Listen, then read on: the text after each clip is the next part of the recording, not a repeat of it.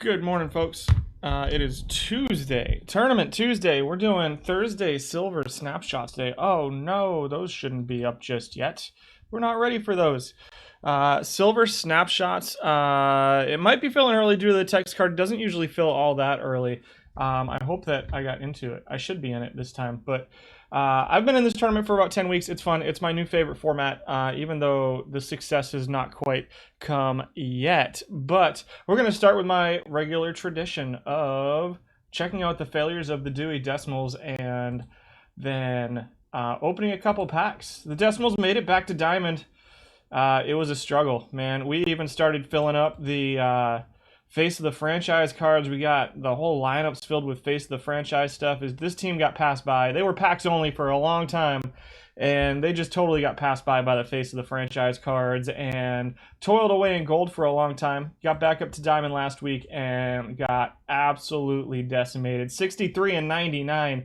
Goodness gracious. We did finish Special Edition Jackie Robinson, so that's nice. And we're back in gold at 18 and 12 this week, looking for some playoffs. We'll open some packs in order to, fill a little bit of time. It is my stream tradition that I usually start off with some packs. I used to do packs at the end, but then the tournament stuff got really big and bulky. So now we do packs at the start. Just 25 packs today. We'll see if we get anything good.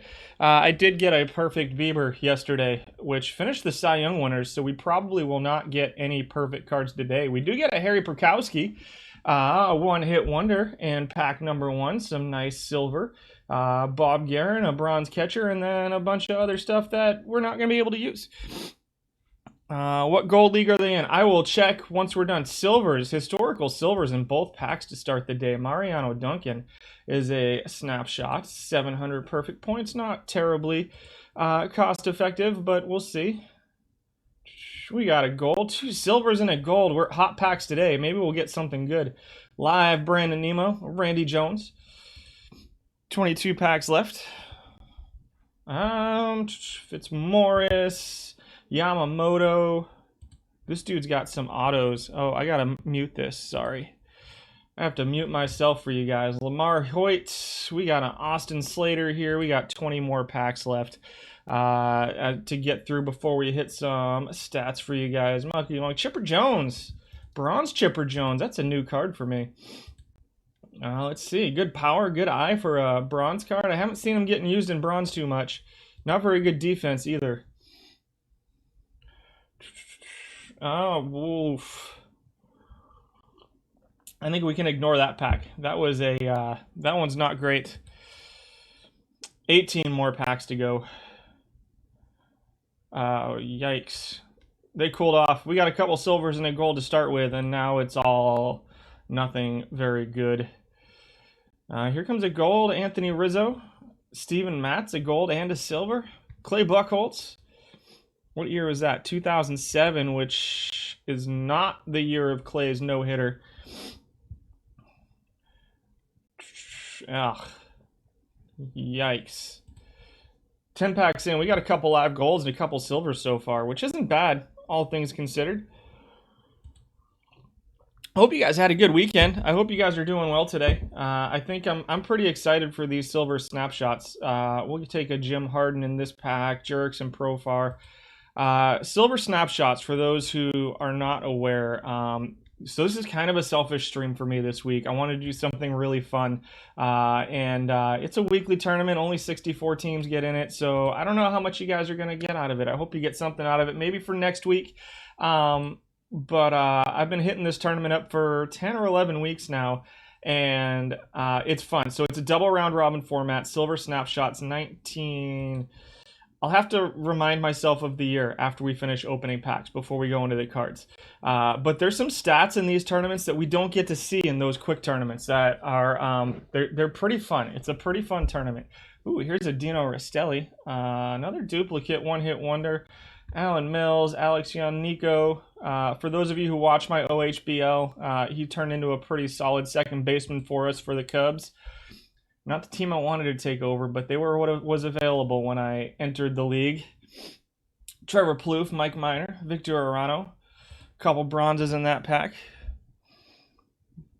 We got Jeff Suppan. Oh my God. Gross. 5 packs left. I'm glad these packs are going to be over soon. Goodness, we won't even talk about that one. Nunez, Andre Jimenez.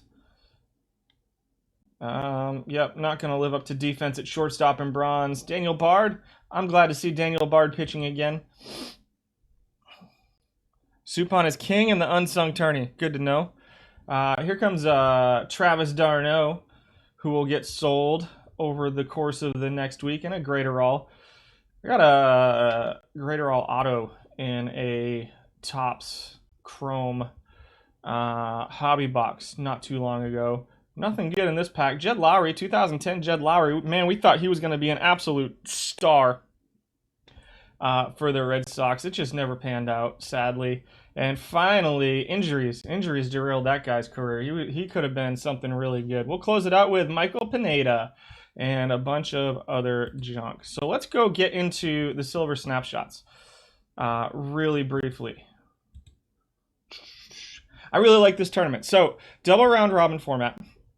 Let's just go set rosters. I've started getting into the Thursday Diamond defense. We finished 5th to 8th place last week, which blew my mind. I literally just, I hit select all, throw on the team, let the computer select it because I wanted to start getting data, and came in 5th to 8th place and got a pretty nice card out of it. I forget who it was. But I was pretty happy about that. Oh, it pops up right there. Lets me know I've got it dropped.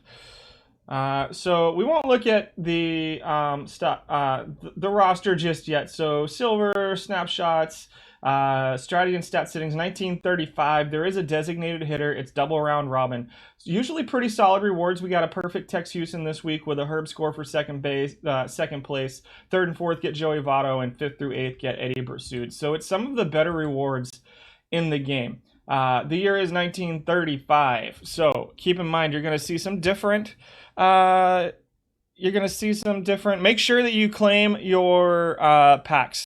If your stuff is stuck, try claiming a pack, and maybe that'll clear that up for you, because you have to claim the pack in order for it to come through and start going on the next pack. So just keep that in mind. So 1935 stats. Let's bring up the overlays.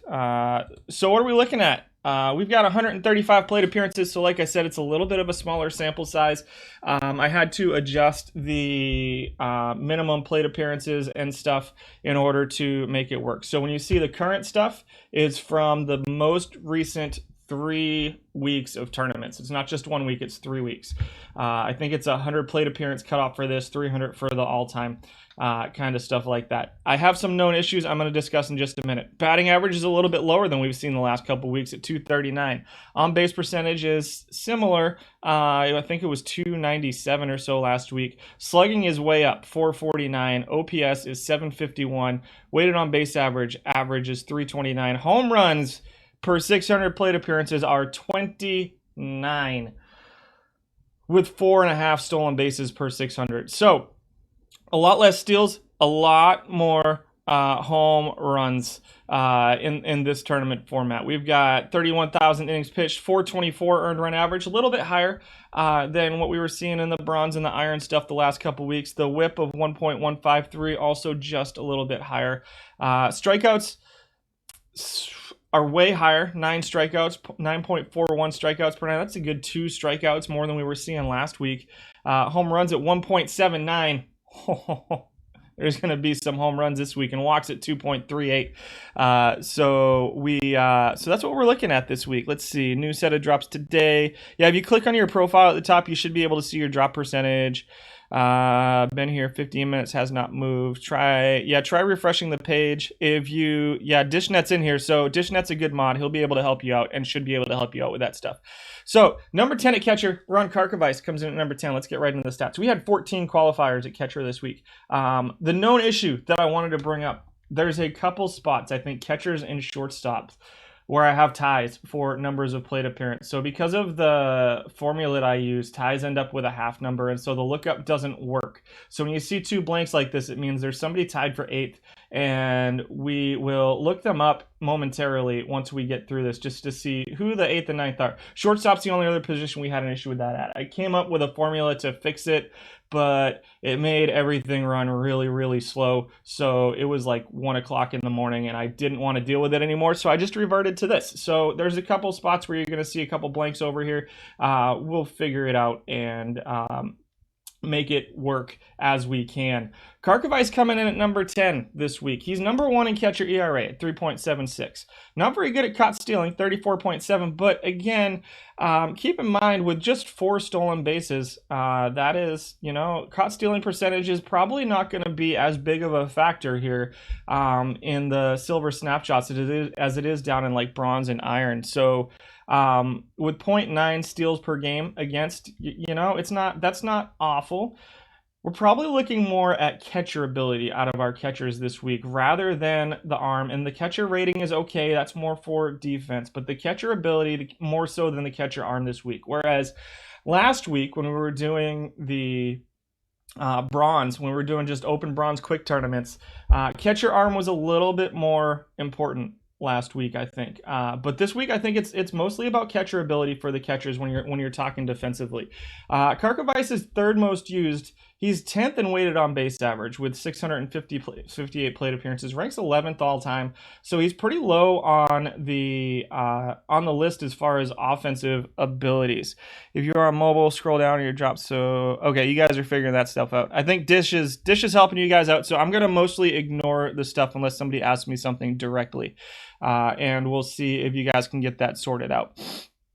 And hopefully that'll get sorted out. I don't have a lot to do with the drops. He does hit some home runs. 49.91 home runs per 600 plate appearances for Ron Karkovice. All time, that's 45. Like I said, you're going to see some weird home run numbers here this week. He comes in at number 10.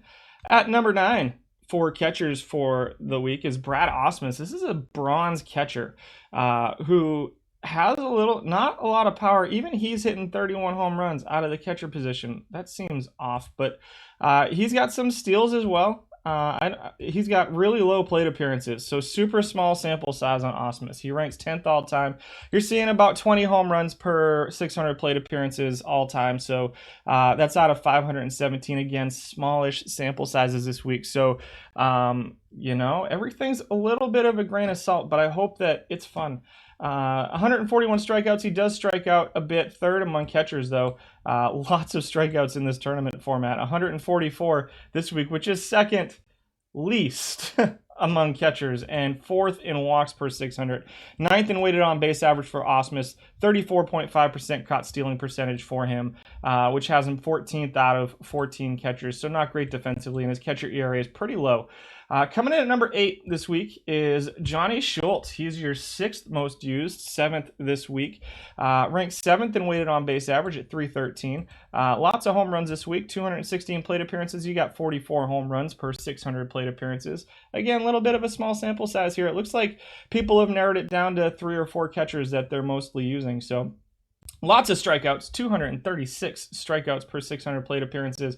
All time over 660, he's got 194. So that's what we're looking at for Schultz. Defensively, 36.4 caught stealing percentage puts him 10th. Catcher ERA 429 is 9th, and stolen bases against per game just under 1 has him 10th defensively. So 7th in weighted on base average, no stolen bases, 10th defensively or so for Johnny Schultz. At number 7, let's see. Yep. Okay, cool. Still working on drops.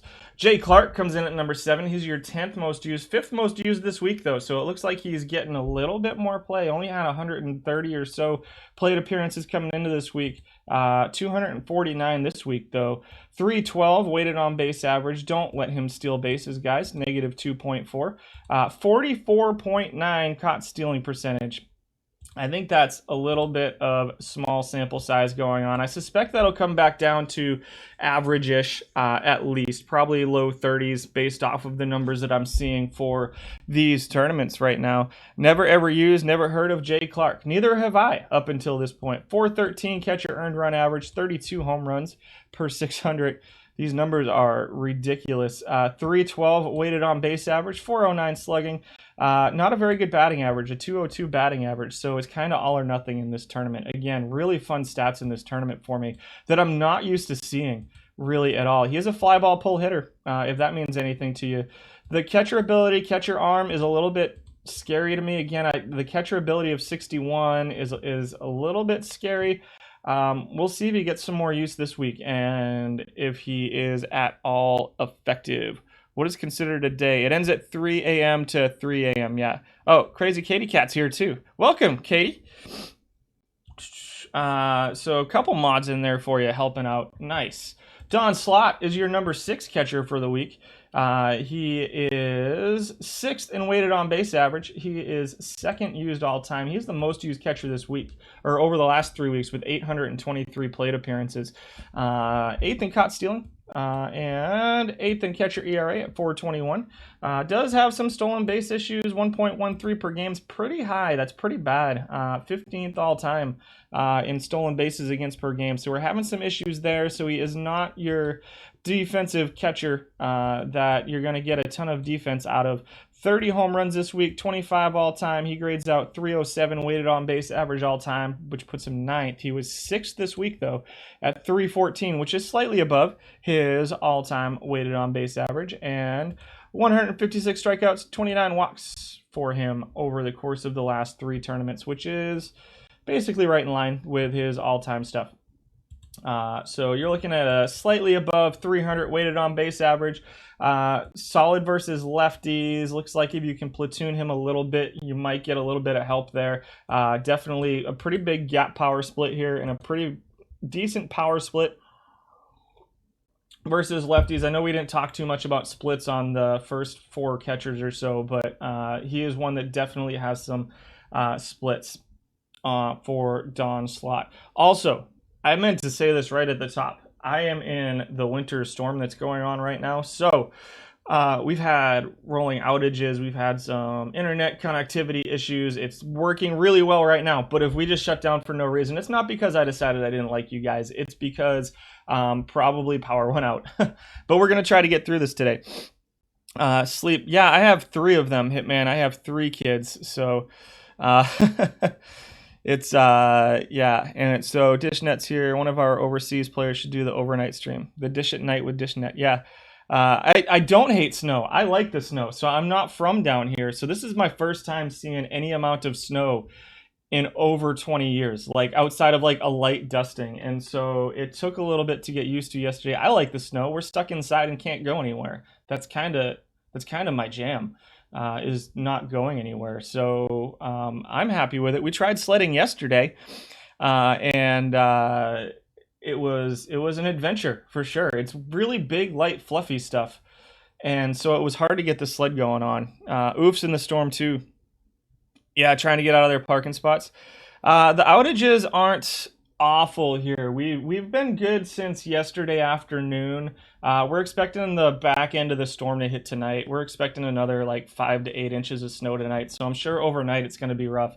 So we're just running water all night and keeping power down. I'm probably a little dim on the screen right now because we don't have lights on in the house because we're trying to help out. We're good. We have a generator. But I know our neighbors aren't, so we're trying not to leech off of the electric from the town too much and trying to help them. It is good snow to run in, I bet. It's pretty awesome. We tried to get it to go. We tried. Like in theory, our backyard is all downhill. It's just we got that much snow and it's poofy, and so the sleds just sink. And they're also sleds made for sand, so they're not the best sleds for snow. We were not prepared for this at all, and I feel like a complete failure as a father not having my kids out sledding like all day. Number 5 at catcher is Jeff Reed. He's your number 5 all-time. Hello, Cap. I'm going to guess he's 8th or 9th this week since he's not showing up down here. Lots of power from him. 49 home runs per 600 plate appearances. 50 all-time. He's 3rd among catchers all-time. Weighted on base average, he's 6th. The caught stealing percentage is 35.3. The catcher ERA is 13th. 12th and 13th defensively. Does have a little bit of stolen base against limitations here. So 0.94. He's one of the 6 guys below 1. You can have the rest. You've had no power outages. That's good. I know I've heard people that have been out since like last night. I can't even imagine. It's pretty rough. I'm pretty thankful that we have a generator, so we don't have to worry too much about that. It does go out. It takes like 5 seconds for it to kick back on, but it's worked out pretty well. We've used it a little bit yesterday. 339 weighted on base average for Jeff Reed. 334 all time. So right in line. Are you gonna fall? What are you doing, cat? I don't know why you picked the least comfortable position to sit in and the least stable position to sit in when you're on my lap. You're pretty weird. 219 strikeouts is a lot. 177 all time for Jeff Reed. Again, tons of home runs, tons of strikeouts in this particular tournament format. So when you're building your team, keep that in mind. I have not had a lot of luck yet. There's not a lot of consistency in this tournament format. Does anyone remember who was it? You? I imagine it was you. And more, yeah. And for all those Colts, it's still better than 100. I kind of agree with you, Lobat. So read it number 5. Number 4 is Hank Gowdy, your most used catcher all time in this format. Pretty solid against both lefties and righties. He can play every single day. There's pretty much no split here. A little bit of speed. You're not seeing that from too many of the other catchers. He's third in steals. Almost 50 home runs this week. 40 all-time, 40-ish. And so you're seeing some power. 5th in weighted on base average. Decent caught stealing percentage at 38.6. 4th in catcher earned run average, pretty good stolen bases against per game. Gowdy is the most used catcher. I'm sure that some of him being right in the middle here is because we have a pretty good sample size on him, and also plays a little bit of first base. So if you need a backup first baseman, he can potentially do that for you too. Strikeouts, we're looking at 161. Walks, we're looking at 64. Decent on base percentage at 301. All time. Actually had a little bit of a setback this week at 291, but still finished 4th in weighted on base average, 334 all time at number 5. At number 3 for catchers this week, and AJ Pierzinski comes in at number 3. That's interesting.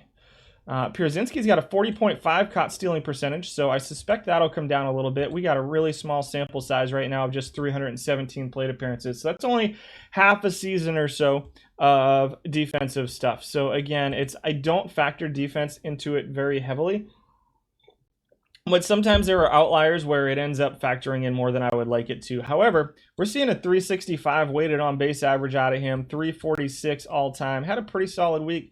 Ranks number 2 all time. Weird. Just under 30 home runs per 600 all time. It was 30, right in line with that. Solid batting average, solid on base percentage at 323. The weighted on base average is good. Let's take a look at AJ Pierzinski and see what we think. 70 contact versus righties versus 66 versus lefties. We got 68 gap power versus 64. Loses a lot of his power versus righties. So it's one of those weird splits where he loses a ton of power, but gains a little bit everywhere else. The eye is okay, not great. He's going to walk less than any other catcher out there, which tells me that his on-base percentage is being driven by singles and probably batting average on balls in play. Doesn't have a ton of speed. I don't know. I think this is a small sample size aberration, personally. I don't think Pierzinski is going to hold up as the number 3 catcher in this format. I just don't think he's got quite enough power to really keep it up, and the defense leaves a lot to be desired. I'm not sure that it's a card that interests me a lot. It's just a pretty small sample size, even though he's playing pretty well, especially in the singles doubles here. He's kind of leaving a little bit to be desired for me. So we'll see. We'll see if he keeps it up over the next few weeks. Probably come back to this in a month or so if you guys enjoy it. Next week, the plan is to do bronze or silver defense. I'm not sure yet. Your number 2 catcher is Dave Duncan. He's your number 7 most used catcher at 548 plate appearances. Number 2 in weighted on base average at 384 over 213 plate appearances. And all time in 548 plate appearances, we're seeing a 383 weighted on base average. So interesting stuff there. Terrible defensively, the worst at caught stealing, pretty close to the worst at catcher ERA, and outside of the top 10 in stolen bases against per game.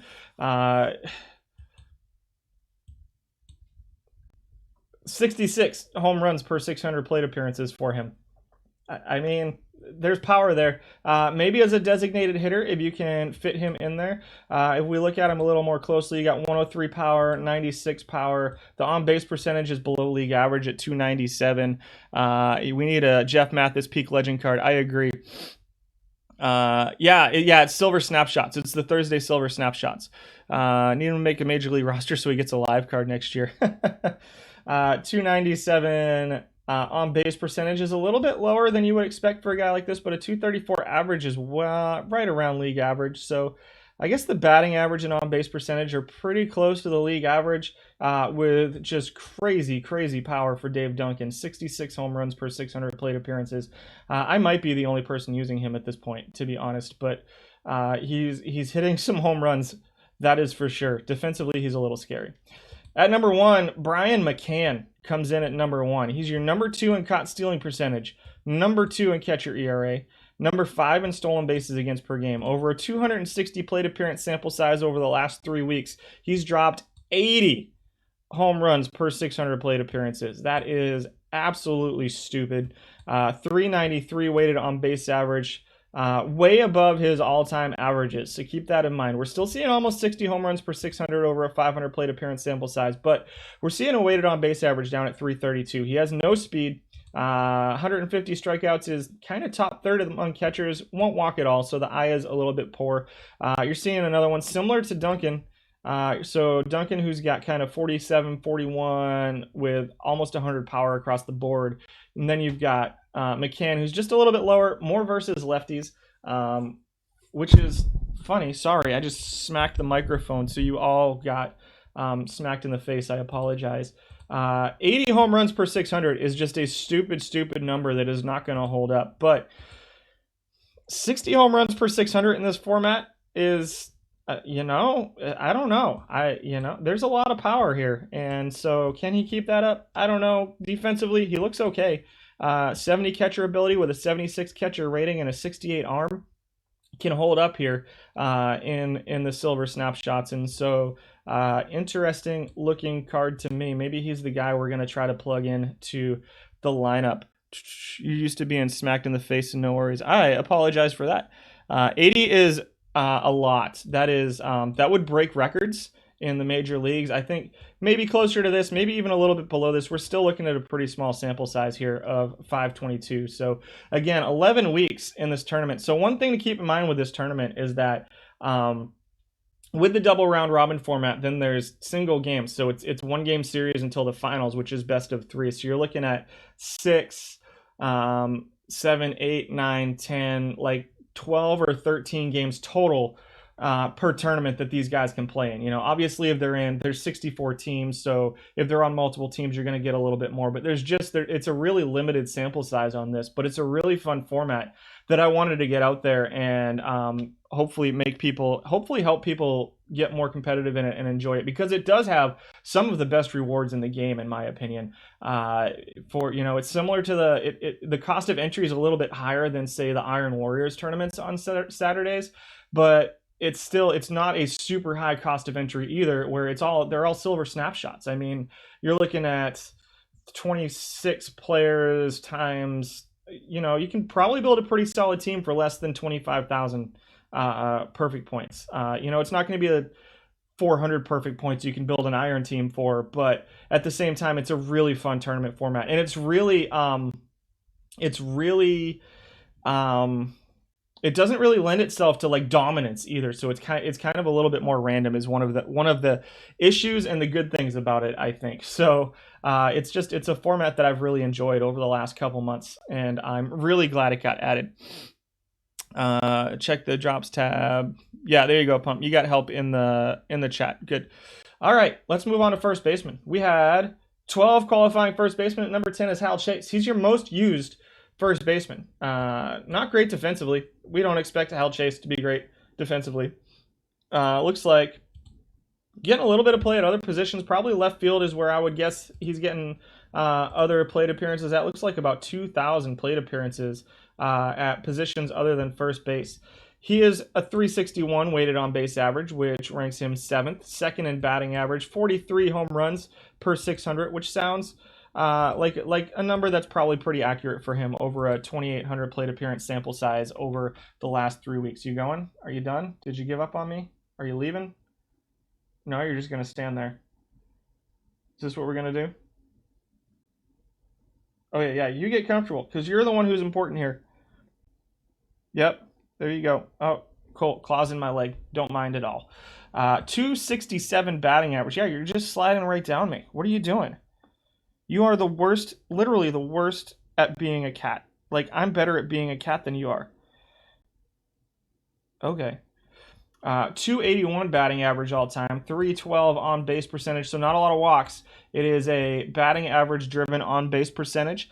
It's going to be lots of singles, it's going to be lots of doubles, but he's also going to hit some home runs for you. But 8th, I mean, out of your first baseman, not a ton of power, a little bit of speed here, almost 6 stolen bases per 600 plate appearances, which is better than league average. And strikeouts, walks, he's kind of middle of the pack or lower, not going to walk really much at all. Hal Chase comes in at number 10. Let's see, still talking about drops. Your cats won't sit in your lap. You can have this one. Yes, the cat is in charge of this house. The inmates have taken control. Number 9 is Stuffy McInnis. So your number 1 and number 2 most used first baseman in this format are number 10 and number 9. McInnis is playing pretty solid defensively. Yeah, ow. Thank you for going away. Ow, you just slid all the way down my leg with your claws out, jerk. Solid fielding percentage at 992 for Stuffy. 45 range with a 58 first base and a 50 error is pretty okay. You can live with that at first base. McInnis is number 4 in batting average all time. 11th in weighted on base average among first basemen all time, though, at 354. Again, we're going to see some pretty small sample sizes as we move up the chart. A 354 is pretty solid yeah, sorry guys. I don't mean for the cat to take over the show. Strikeouts, he avoids the strikeouts pretty well, just 111 per 600 plate appearances.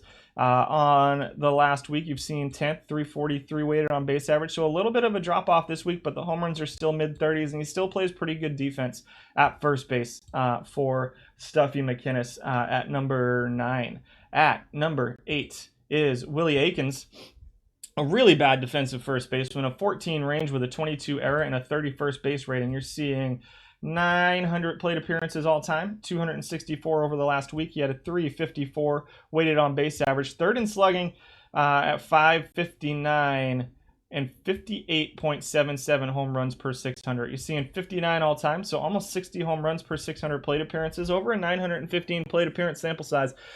Pretty solid, but just a 301 on base percentage. This is one of those guys that's kind of a home run or nothing. One thing I will have you note is that he has splits versus right-handed pitching. There haven't been too many guys that we've looked at so far that have big splits versus righties.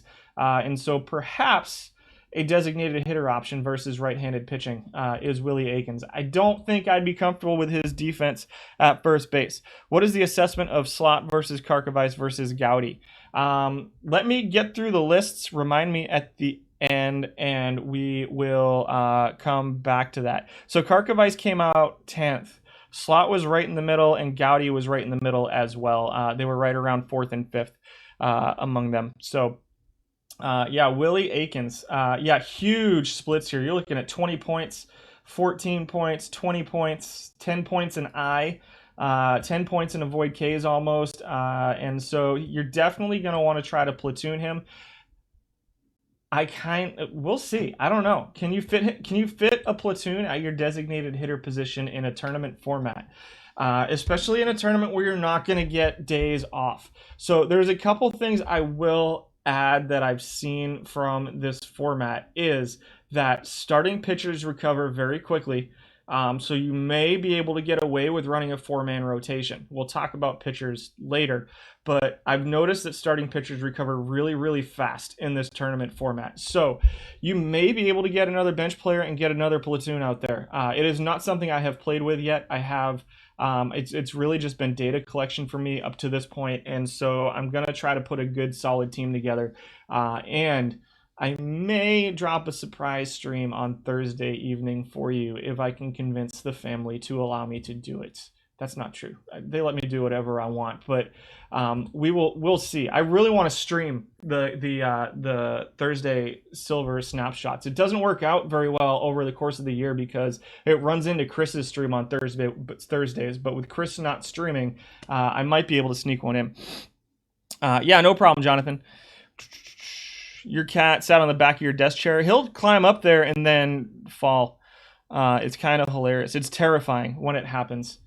Next up, at number 7 at first base is Wally Joyner. This is your 77 Wally Joyner. It's a hard to find card. Number 9 in weighted on base average, 10th in fielding percentage, 7th in zone rating. Again, it's first base, so it is kind of what it is defensively, right?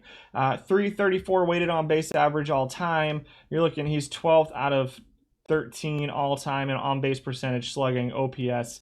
9th in batting average. I can see why he's in the bottom half and not used all that much. Unlike, say, the Aikens that we just saw, who has potential to be a solid contributor. I don't see a lot out of, at least with the bat, I don't see a lot out of Joyner that makes me think that he's a must-have in your lineup. I don't think you're necessarily wrong to play him. He's not going to strike out much. He'll walk some. He'll steal some bases for you, which looks weird. I don't know that holds up too long either. I bet that comes down to the 3 or 4 stolen bases once you get more time. I think there are better options out there than Joyner. Next up is Kevin Millar getting some first base action. Not a ton of play at first base, so he had just enough to qualify, somewhere in the low hundreds at first base. He is getting played quite a bit. We'll probably talk about him a little bit more when we get to third base. Keep in mind that he's 6th among first basemen weighted on base average.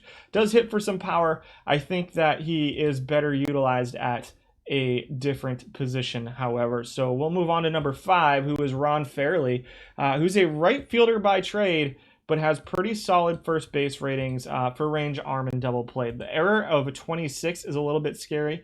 He's another guy with pretty massive splits versus right-handed pitching. So 15 points of contact, 14 points of gap, 15 points of power, 15 points of eye, and 14 points of avoid K versus righties. So you're probably going to want to platoon Fairley against right-handed pitchings. But what we're seeing out of him in a smallish sample size is a 370 weighted on base average, which holds up. Mid-30s, high 30s, probably somewhere in 35 to 40 home run range. Not going to steal any bases. Will not strike out too much. Will walk a bit. So 70 walks and 122 strikeouts are both pretty solid numbers among first basemen. He does have right field ratings.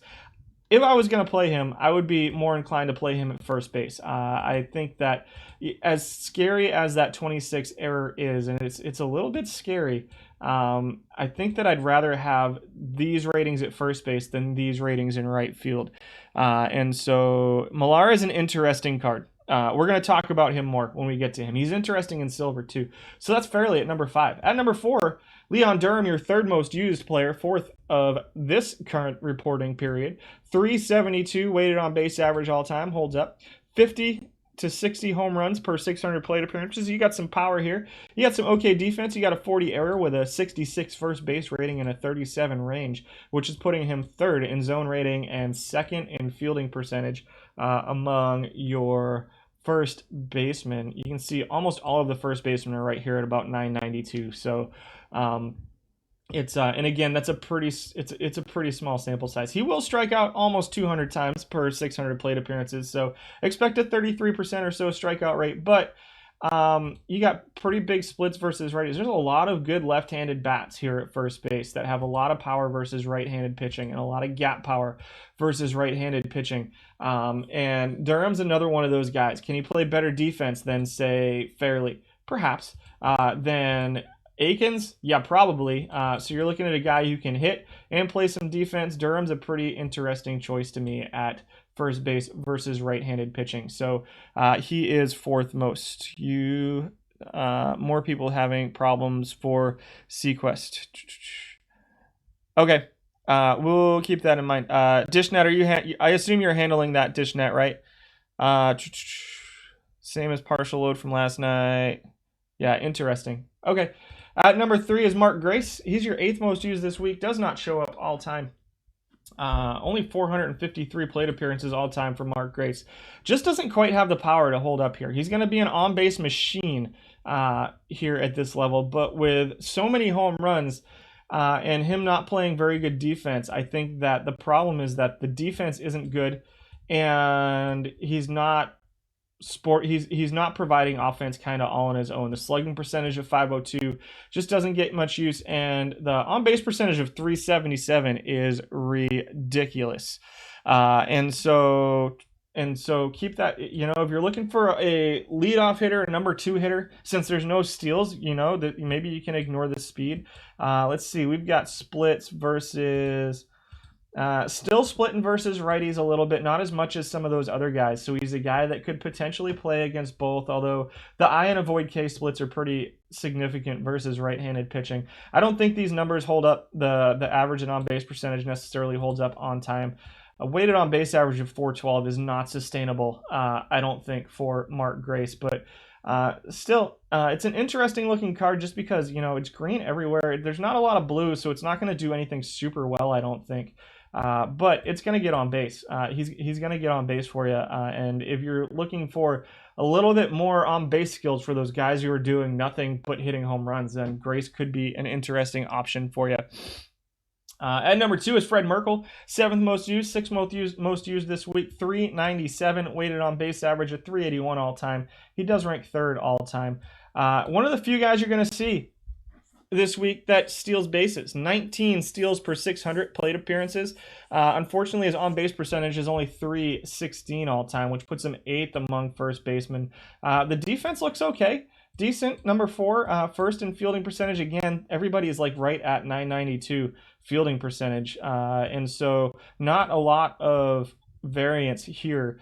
So you're seeing good on-base percentage with some speed skills, with some running skills. Merkel with 60 home runs. Merkel's an interesting option to me. Not going to walk very much. He will strike out 160 or so times per 600 plate appearances, but he's got on-base skills. He's got power. He's got speed. He plays defense. He's kind of, I don't want to call him a 5-tool player, but he's pretty solid. He's a solid-looking card that I'm surprised isn't getting a little more use. He comes out at number 2 this week. Who's number 1? Number 1 is Kent Herbeck. All right, what do we see here? Low batting average, but good on base percentage. He's going to walk. Number 1 in walks, number 2 all time in walks. The defense is not great, 27 range with a 44 error, but a 62 plus a 44 is okay. You can live with it at first base. Pretty good power, pretty big splits. Again, splits versus righties. I want to look at Merkel again. Merkel's a right-handed batter. Small splits versus lefties. I think I found my first baseman.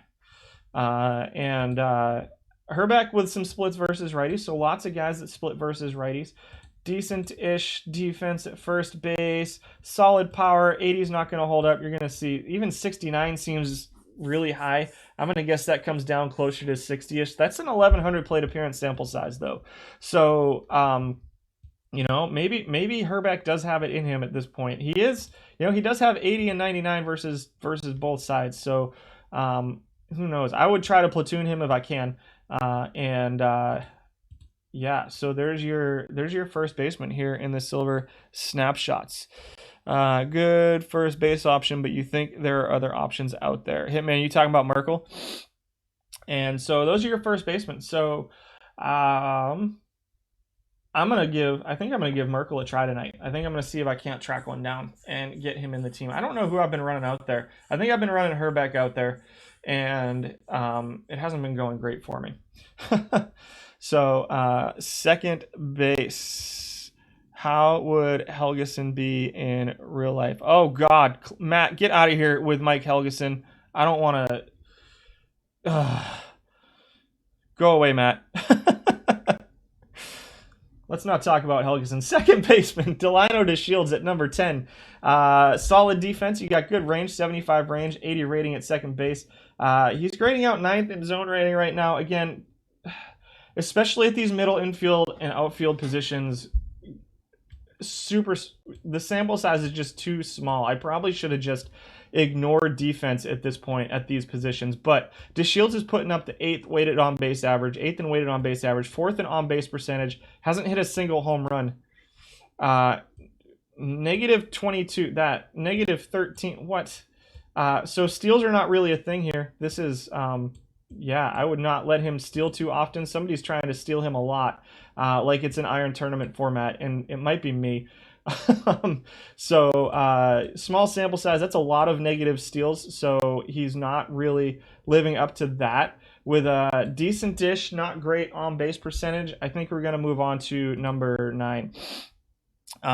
His last drop, dang, almost missed the entire first hour.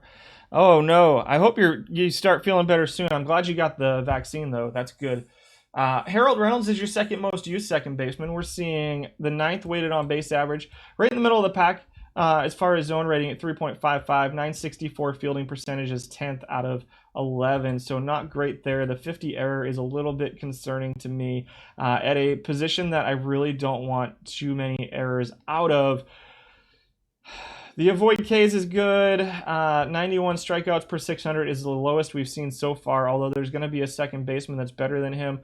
Again, just 2 home runs per 600. He's looking better on steals. That number of steals for DeShields just doesn't make sense to me. So, I talked about this. I know not a lot of you check out my OHBL streams. I talked about Reynolds a little bit yesterday. I was watching the top 100 prospects on MLB Network the other night, and he was one of the commentators on it. And Randy Arozarena came up at like 34th, and he flipped out. And he was like, "What? Did you see what this guy did in October? He's the best prospect in baseball." And I'm like, "Oh, Harold. You're not right. I like Randy Arozarena, but 10 games in October just don't make you the best prospect in baseball." The poor guy who made the list had to like defend himself from Harold Reynolds' onslaught about Randy Arozarena being the number 1 prospect in all of baseball. I was like, Harold, I like Harold when he's talking about like tactical stuff. I think he's pretty good when he's talking about tactical stuff and specifically like in-game situations, and I think he's fun when he's talking about like hit and runs, sack bunting, stuff like that. But I agree that overall I'm not a big Harold Reynolds fan when it comes to big picture kind of stuff. But here he comes in number 9. Number 8 among second basemen is Claude Richie. He's your 6th most used second baseman. Solid looking defense, your number 1 ranking defensive second baseman so far. Over a 600 plate appearance sample size. Breaking himself even in steals, just a -1. So it's going to take a really, really elite base stealer to be to provide any value on the base paths in this format, I think. Again, no home runs, so just 1 home run per 600. 204 batting average isn't great, 10th in weighted on base average, but the defense is real, 41.54. I don't know how much it holds up over time, but pretty solid zone rating with an 88 range and a 110 second base rating and a 100 error. The fielding percentage is super low compared to what I would have expected. But that's Claude Richie at number 7. At number 6 is Luis Castillo. He's your 3rd most used player. 6th in weighted on base average, 3rd in defense, 3rd in batting average, 3rd in net steals at just under 1. So again, you're not seeing a lot of steals. You got a little bit of home runs here. 9 home runs puts him 7th among second basemen. 3rd in strikeouts, 7th in walks per 600 over the most recent. He is your 3rd. Again, he's your 3rd most used all time. He's 5th in weighted on base average all time with pretty solid defense to go along with it. And in a format that's got a lot of fly balls and a lot of home runs, it's up to you guys to kind of decide: do you want the on base skills or do you want the defense, or what do you need out of your players? Again, I don't spend a lot of time on team building on the stream, but it's I think Castillo's I'm not sold on him for lack of a better way to say it. I don't. We do have some versus lefties here, so a split versus lefties, which we haven't seen too much of. He is a switch hitter, but those are pretty big splits for a switch hitter. But second in batting average among second basemen with solid, if unspectacular base running. Maybe he's a good choice. At number 5 is Ed Abbaticchio. Only 400 plate appearances all time, 123 in this period. A 302 weighted on base average puts him at 5th. Is there an easier way you're missing to refresh your pack? Okay, what's up, TJ? And they should refresh automatically, or AZ Axel, I should say. I get you guys confused. I don't know who's who yet. I'm getting used to it. And so Abbaticchio at number 5, 272 weighted on base average all time is 10th. He ranks 9th all time. 5th defensively, he's okay. The 70 range is kind of meh. The 100 error, the 88 second doubles is okay. And no splits. Not a split to speak of, which is one way to make yourself useful, is be useful against any kind of pitcher. A little bit of base running, not a ton. I think that I'm not a huge fan of Abbaticchio. Number 4 is Millar Huggins. He's your number 1 most used all time. 8th defensively. It's a bigger sample size. So again, I would consider him probably, based off of what I've seen, middle of the pack. The range is decent. The second base rating is okay. The error is pretty terrifying, to be totally honest. The split, so not really any splits. He's got a solid eye, solid contact. I'm really surprised to see him so far and away the most used second baseman. Again, he's steals some bases, so just over 10 steals per 600 plate appearances. But again, that's not a reason. I don't think 10 steals per 600 plate appearances is really a reason to put him in the lineup. And so for him to be the most used is a little bit strange to me. I don't really see him over some of the other guys on the list.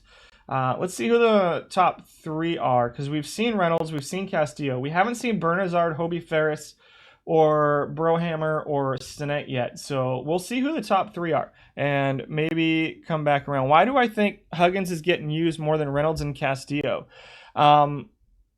That's a really good question.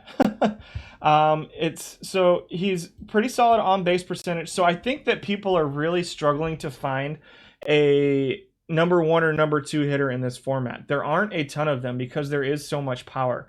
And so Huggins is going out there with the number 2 on base percentage, driven by walks, driven by that eye, right? Which gives him a solid weighted on base average, which is not a ton of weighted on base average here at the in this format.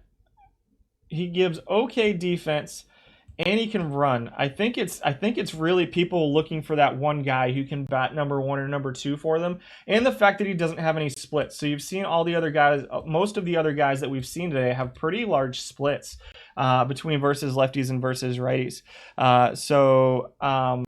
He's got the switch hitting plus the on base. It's got to be the on base percentage plus the running that people are just looking for that number 1, number 2 hitter, because we'll see if we have more throughout. Let's see who the other 3 second basemen are on the list. We got Brohammer at number 3. He's your 9th most used all time. Didn't get a ton of play this week, but he's number 1 in weighted on base average this week at 348.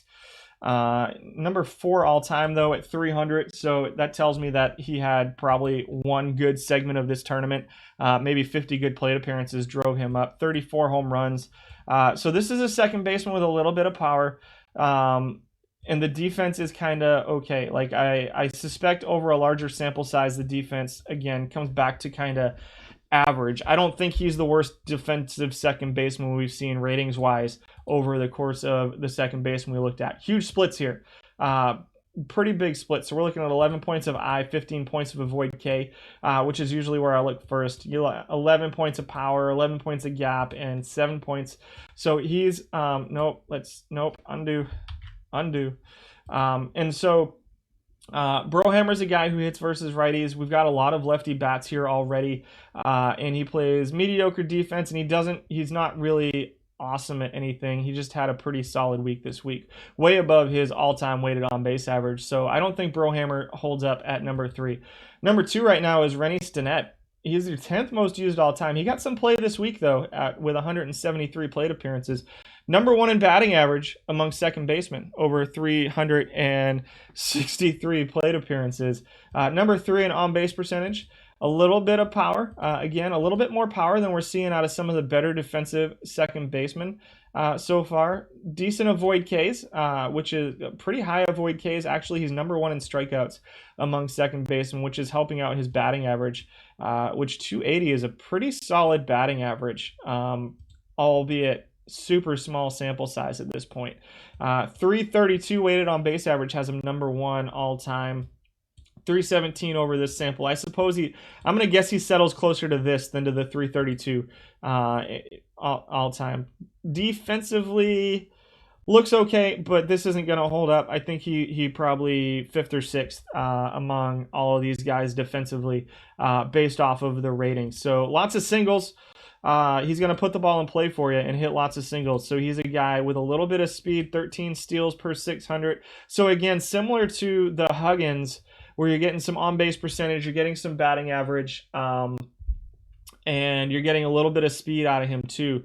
It's really weird to see these numbers for him and the big negative numbers for, who was it, Schultz, who had the really big negative net steals per 600. Maybe somebody's just being a little bit too aggressive with Schultz is what's going on. Again, it could be just 1 or 2 people using him too. And so status bar, yeah. So there you go. And at number 1 is Hobie Ferris from 1903 Boston Red Sox. We got some power here, which is going to put him higher on the list. It's going to help his weighted on base average. 1st in slugging, 7th in batting average, 10th in on base percentage. So not a lot of on base percentage. Doesn't really run. Again, you're seeing similar speed. There's a lot of variance in the stolen bases here that I'm seeing. They're really hit or miss. Decent defense. I would say, yeah, probably top 3 or 4 defensively for Hobie Ferris with some power to go along with it. So if you're looking for power out of second base, it's really kind of pick your poison here. You've got the on-base guys in the Millar, Huggins, the Rennie Stinnett, pretty decent on base.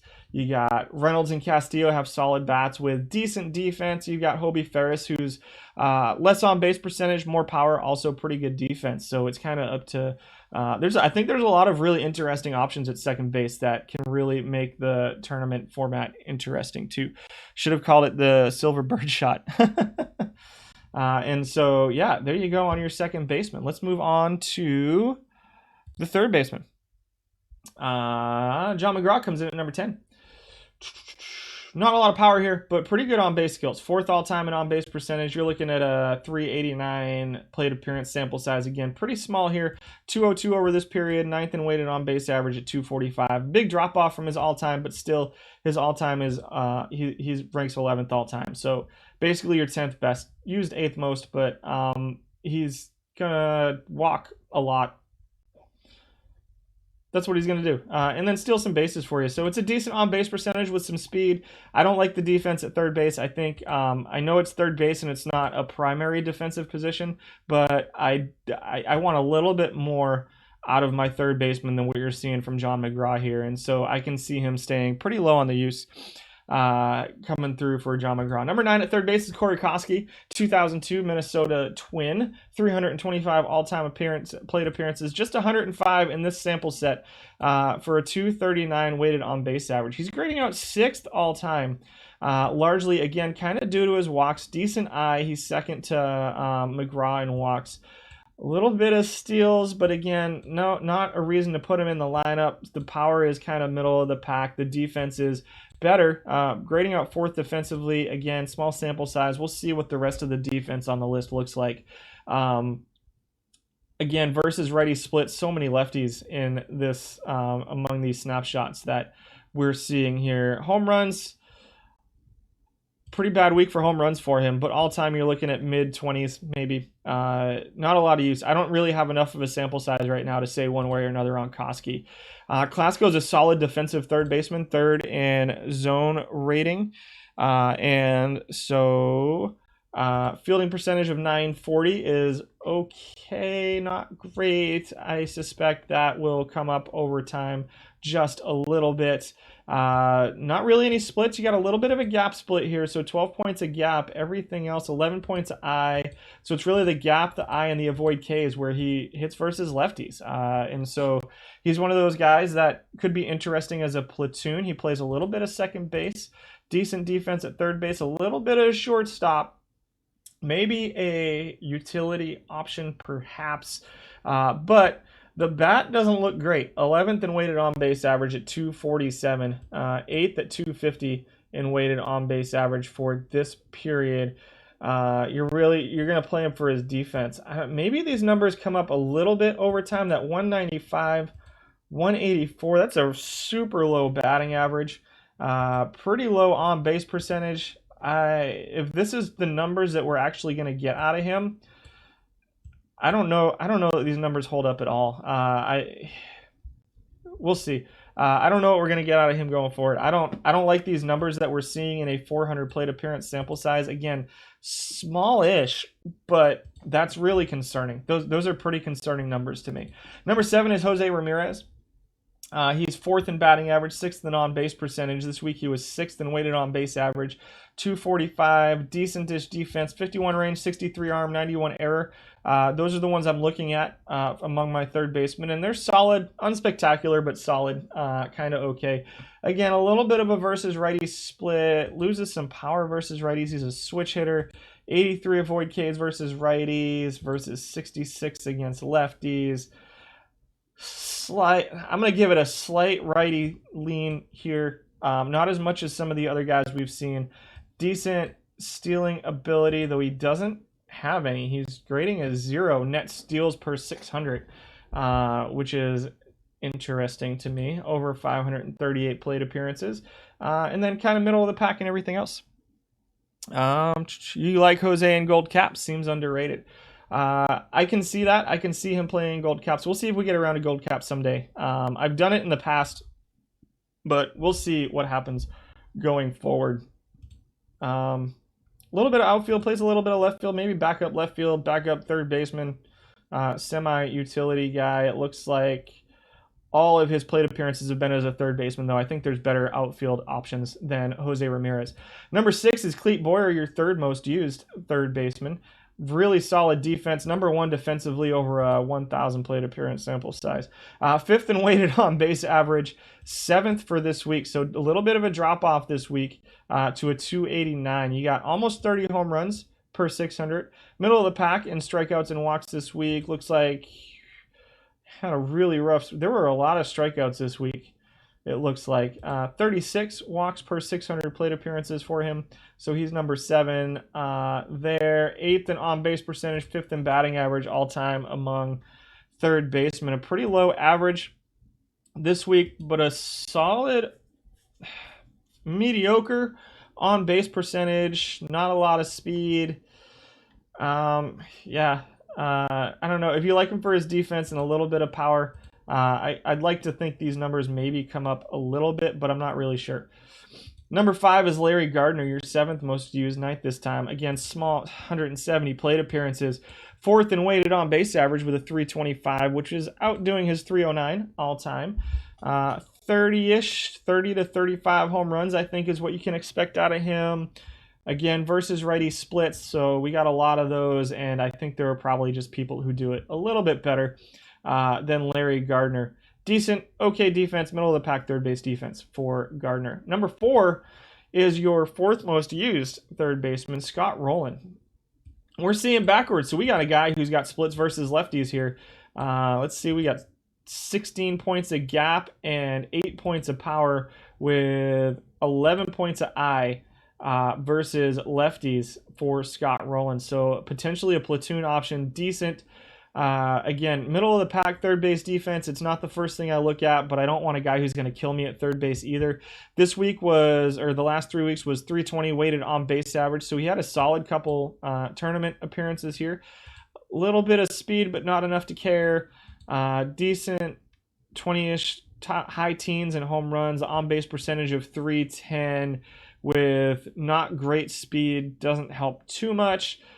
Decent defense, can hit versus lefties. And again, so that being able to hit versus lefties is looking mighty good right now, though I don't know that I'd play him over some of the other guys on the list. Number 3 is Denny Walling. Here's your most used third baseman. It's one of the most used players in the format. He gets a little bit of play in left field as well, so you're probably going to see him on that list. He grades out third at third base, 7th defensively right now over 7,200 plate appearance sample size. Kind of average-ish good defensive third base. The 75 error is good. The arm helps out. It's a 67 arm, which isn't terrible, with a 58 rating, so he's not going to be a gold glover at third base, but he's not going to kill you either. Pretty massive versus righty splits. So 15 points of contact gap, 14 points of power, 4 points of I, and 16 points of avoid Ks versus righty. So he's another guy that is a heavy versus righty split. So you're going to need to find a platoon or hope that he hits well against lefties for you. Does grade out third and weighted on base average. Had a little bit of an off week. Almost 40 home runs per 600 plate appearances is pretty solid to go along with a little bit of steals. He's a smart base runner, even if he's not fast. Not going to strike out much. He's going to avoid strikeouts pretty well. Not going to walk too much, but still that on-base percentage is driven by his hits. So he's going to hit all over the park. Really solid offensive card, especially against right-handed pitching. Getting used the most out of any based on green highlight on the left side of data being displayed. Let's go back to Clete. So Clete is third most used. So this is the amount of times they've been used at the position. Number 6, number 3 based on... So he's number 6 based off of his performance this week. So their ranking is based off of this. And then this is how often they've been used all time. This is how often they've been used over the last... This is for the last 3 weeks. And so that's Boyer. Let's see. Looks like I got a little bit behind. So, yeah, there you go. Who were the top catchers? We'll go back to that. I'll hit you. I'll bring the whole list up at the end so you can see them. I'm not going to go back and go over the ranking. It's already a pretty long stream. So Millar comes in at number 2 among third basemen. So here's where we'll talk about him a little bit. I like this card in this format a lot. You got power. He's got not a huge split against righties, okay? So he's got a little bit. You're getting 11 points of power against righties, but he's actually got a little bit better I and a little bit better avoid K versus lefties. And so he's going to be good against both lefties and righties. He's going to play okay defense.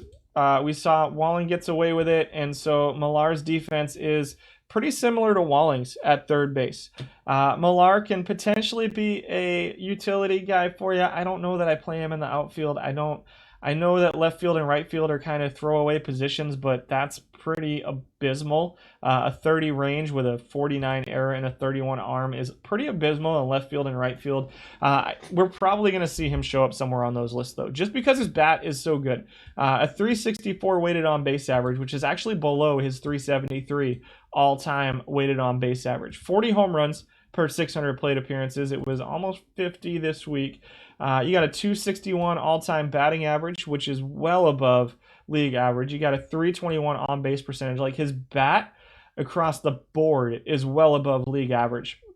Still grading out second among third basemen, but we're going to see who number 1 is, and it's probably going to be a pretty small sample size. Millar has done this over time. He's done this with a lot of plate appearances, and he's proven that he performs really, really well in this format. At number 1 at third base is Billy Cox. Again, smallish sample size here, but this is an interesting card to me. Again, let's see. We've got 5 points of contact versus lefties. You actually got 14 points of gap versus righties, 3 points of power versus lefties, 11 points of I, and 14 points of avoid K. So again, you're seeing a guy here who is one of the few guys who we've seen leans towards righties at this point. And the range is a little bit low, but the arm plus error is helpful. The turn double play, he's a third baseman. He only plays third base. So this is where like a Cox plus Millar at first base potentially becomes a little bit interesting to me. I really want Millar's bat in the lineup somewhere. So Cox is an interesting guy to me though. So we'll see I might put together a lineup and see what we can do with Millar at first base, potentially, and Cox at third, playing okay defense, because Millar's defense I don't think will kill you at first base. And I'm really interested to see Billy Cox's bat get some more of a sample size over the next couple of weeks. So we'll see. He's grading out number 1 in WAR per 600 for Cox. You're seeing 50 home runs, 48 home runs all time, solid power, solid on base skills, solid batting average, kind of everything across the board for him looks really solid. Let's go move to the shortstops. We had 9 shortstops qualify this week. Again, this is the place where you see the tie here. It's a pretty low sample size, so we'll probably be able to figure out based off of who doesn't show up there. I'm going to guess it's Valentin and Uribe potentially are who we're going to be missing over here. Again, it's stuff I'm working on. I had it working, but it took like 2.5 minutes for me to switch between stuff because of all the formulas. But that's something I will hopefully have fixed pretty soon. I think I'm going to fix it. Charlie Gilbert comes in at number 9. He's 6th rated defensively. He's got 800 plate appearances all time, 9th in weighted on base average. Not a very good bat among these shortstops right now over his small sample size. Again, 12th in slugging. Not going to hit any home runs. 8th in stolen bases. And then 7th in strikeouts and 4th in walks. Decent on-base percentage is about what you're going to get out of him, a 281 on-base percentage, although he really, really struggled over the course of the last couple tournaments. 9th across the board, which is last among qualifiers. So Gilbert is not a terribly interesting card to me. 97 range, 105 shortstop, 96 arm, 96 error. So we'll see what the rest of the guys on the list look like. This is bronze would qualify. So it's Fabic. This is anybody who qualified in the Silver Snapshots tournament. So but they're just the snapshots. So it's I think there's because the 68, the bronze Aussie is a Hardware Heroes, I think, and so for instance, that card doesn't qualify. There's not very many bronzes that I've seen on the lists. Number 8 is Marco Scutero, grading out 10th defensively among your shortstops here. You got some versus lefties here. He only plays shortstop, grading out 7th in weighted on base average, middle of the pack in home runs per 600, 3rd in on base percentage, negative steal value. Kind of okay steal value, tons of play. It's got to be the on-base percentage that people are playing him for, and the fact that he hits versus lefties. So you're looking at 16 points, 10 points, 8, and 8 versus lefties. So pretty big splits versus lefties. Maybe people are using him as a platoon with some of the higher guys on the list, so we'll keep that in mind as we go through. He is your 3rd most used shortstop, and I'm not really all that sure that he deserves to get used that much right now. So we'll see. Yeah, there were some bronze catchers. Next up, number 7 is Brendan Ryan. Here's an interesting one. So Brendan Ryan has 8th in weighted on base average, 7th in slugging and OPS. So you're not getting a ton of power out of him, but his batting average is pretty good. So a 237 is right around league average while playing pretty good defense at shortstop. 100 range with a 99 arm, 99 turn double play, 93 error, 108 at shortstop. Those are pretty solid ratings across the board for a 75 rated card. The offense isn't great. Gonna strike out. Not gonna walk very much. I could see him stealing a few bases, but again, steals just aren't really a thing in this format outside of the 1 or 2 guys who are super elite at it. Solid batting average with good defense. Ryan's an interesting card to me. Let's see what the rest of the guys look like before we make a call on that. Buck Weaver with a 98 range, 97 armor, 38 error is terrifying at shortstop with an 89 shortstop rating. Kind of middle of the pack among guys getting used. We'll see where Rogel and Cubec show up on the list. He's 3rd in weighted on base average, so a solid looking bat power-wise. He will strike out a ton and he will not walk. So you're going to see a low on base percentage. You're going to see a lot of home runs out of him playing okay defense. Let's see where the other guys look. Weaver with a 294 on base percentage. So Weaver's going to give you home runs. He's going to do it against lefties and righties. He is a switch hitter, so keep that in mind as we go through. Number 5 is Cubec. So what are we looking at here? He's your most used shortstop in this format. 7 zone rating over 2,500 plate appearances. 4th among shortstops, 95 range, 93 arm, 93 double play, 83 error, 98 at shortstop. So not as good defensively as, say, Brendan Ryan. He hits versus righties. So one thing to keep in mind is that one thing I didn't talk too much about is that most of the pitchers here are right-handed pitchers too. So we got almost 75% of our starting pitchers are right-handed pitchers, and somewhere in the mid-60s of our relief pitchers are right-handed pitchers too. So the big splits aren't going to hurt you a ton. But, you know, it's always nice to have guys who hit against both sides. Cubec versus righties, big splits, 15 points, 12 points a gap, 12 points of power. The eye is actually a little bit better versus lefties, but the avoid Ks is better versus righties. So potentially a platoon with, say, Brendan Ryan, who is better versus left-handed pitching. Maybe solid defense for Cubec, decent numbers across the board, almost 30 home runs with a decent on-base percentage of 261, decent among shortstops anyway. League average batting average, good slugging out of a guy who can play pretty good defense at shortstop. So Cubec comes in at number 5. Number 4 is your number 2 most used guy. Switch hitting, Billy Rogel. 100 range, 99 arm, 99 double play, 110 error. Solid numbers there. 113. Grades out second defensively. What was Brendan Ryan defensively? I want to go back to him real quick. He was 5th. So yeah, we're seeing a little bit better defense here for Rogel than Brendan Ryan. We're seeing a little bit better bat too. So we're looking at versus lefties, a slight split versus lefties. I and avoid K drop a little bit versus lefties.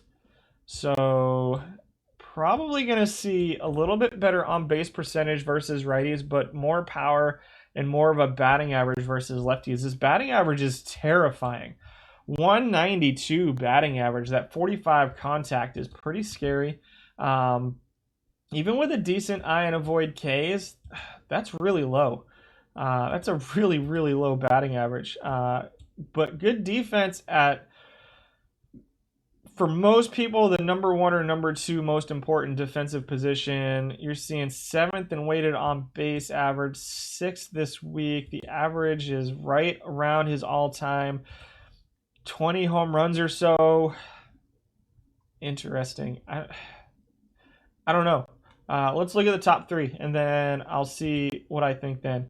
Jose Valentin, who is tied for 7th or 8th, I believe, is okay defensively, but not great. He doesn't really hold up against the good defensive players here, but with a 327 weighted on base average, he's a pretty solid bat. You're seeing 30-ish home runs per 600.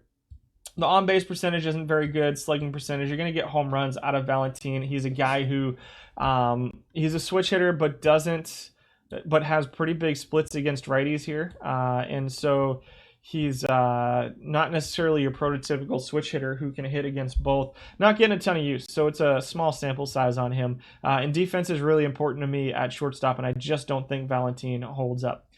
Number 2 is Wayne Quasi, who doesn't even show up on our list over here. Just 255 plate appearances. He's getting some play at second base as well, it looks like, and probably at third base too. So you're probably seeing some utility stuff out of him.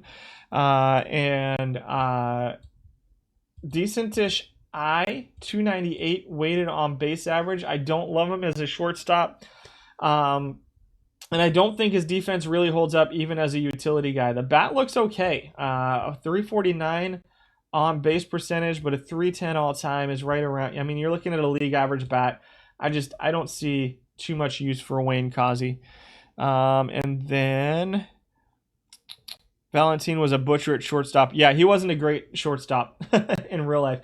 Your number 1 shortstop for the last 3 tournaments is David Eckstein. Interesting. Number 1 in weighted on base average. Number 1 all time in weighted on base average. Number 1, none of these, 351 plate appearances. Keep that in mind.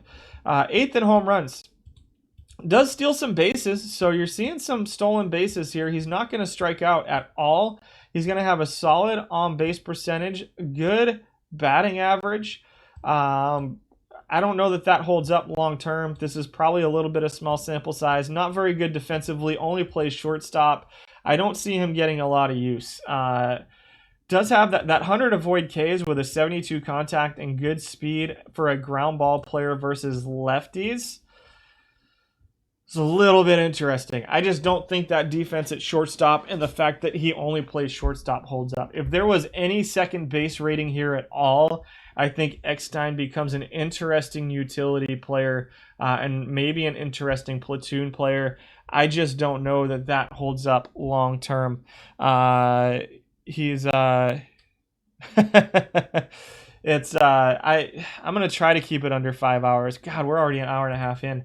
Luckily, it's a snow day today, so I don't have anything that I have to rush to do. So, interesting. Shortstops. God, this is tough. Man. I don't like Eckstein's defense. I think that bat, this is going to be, if you want to play a guy at shortstop who's going to suffer a little bit defensively, but get on base against lefties, if you're running a platoon, man, that's hard. I like Brendan Ryan against lefties. Let's go back and look at Ryan real quick. So Brendan Ryan, we're looking at, the bat is going to be not great, but the defense is going to be so much better. God, that's tough. Ryan's defense is really good. Maybe, and then Rogel's defense is pretty good too. You're probably looking at, I think what most people are doing right now is that Rogel, Cubec, platoon. At shortstop, you're getting the versus righties out of Cubec. You're getting the versus lefties out of Rogel with pretty good defense out of both of them. And I think that I kind of lean towards that being the way to go. I'm really curious about more David Eckstein versus lefties. That on-base percentage is the batting average with the ability to steal.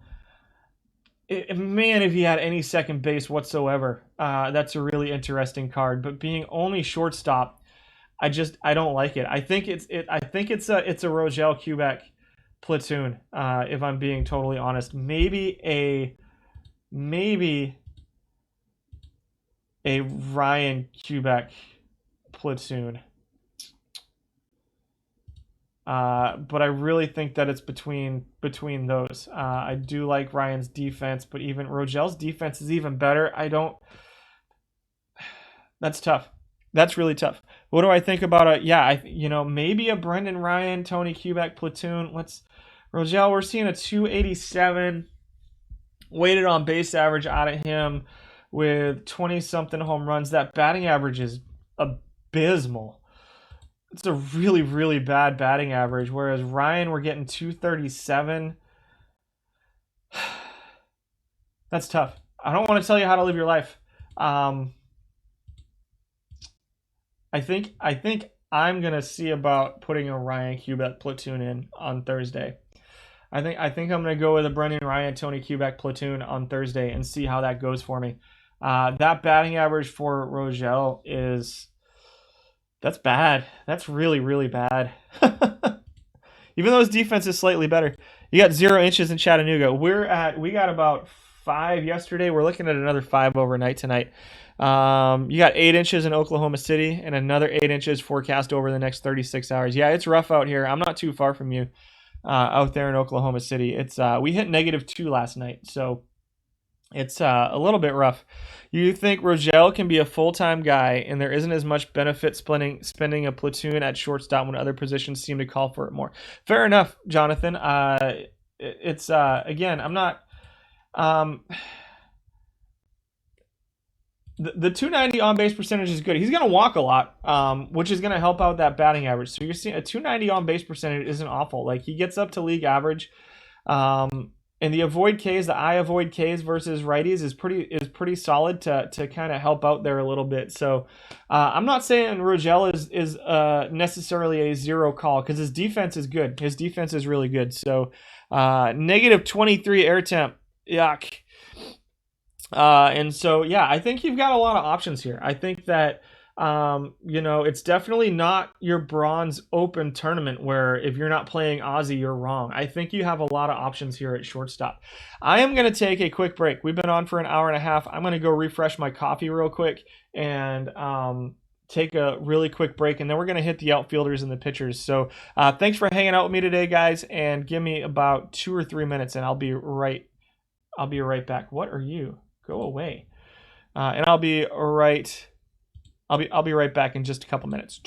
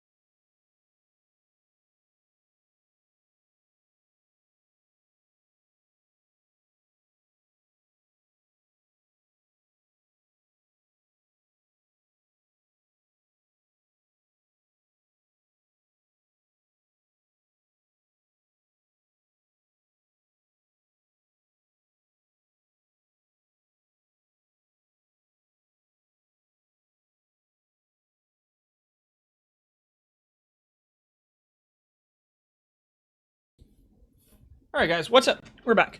Let's see.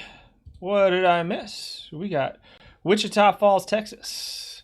Wind chill got as low as -23. Ouch. Typical weather in Wisconsin. Yeah, that's why I don't live in Wisconsin.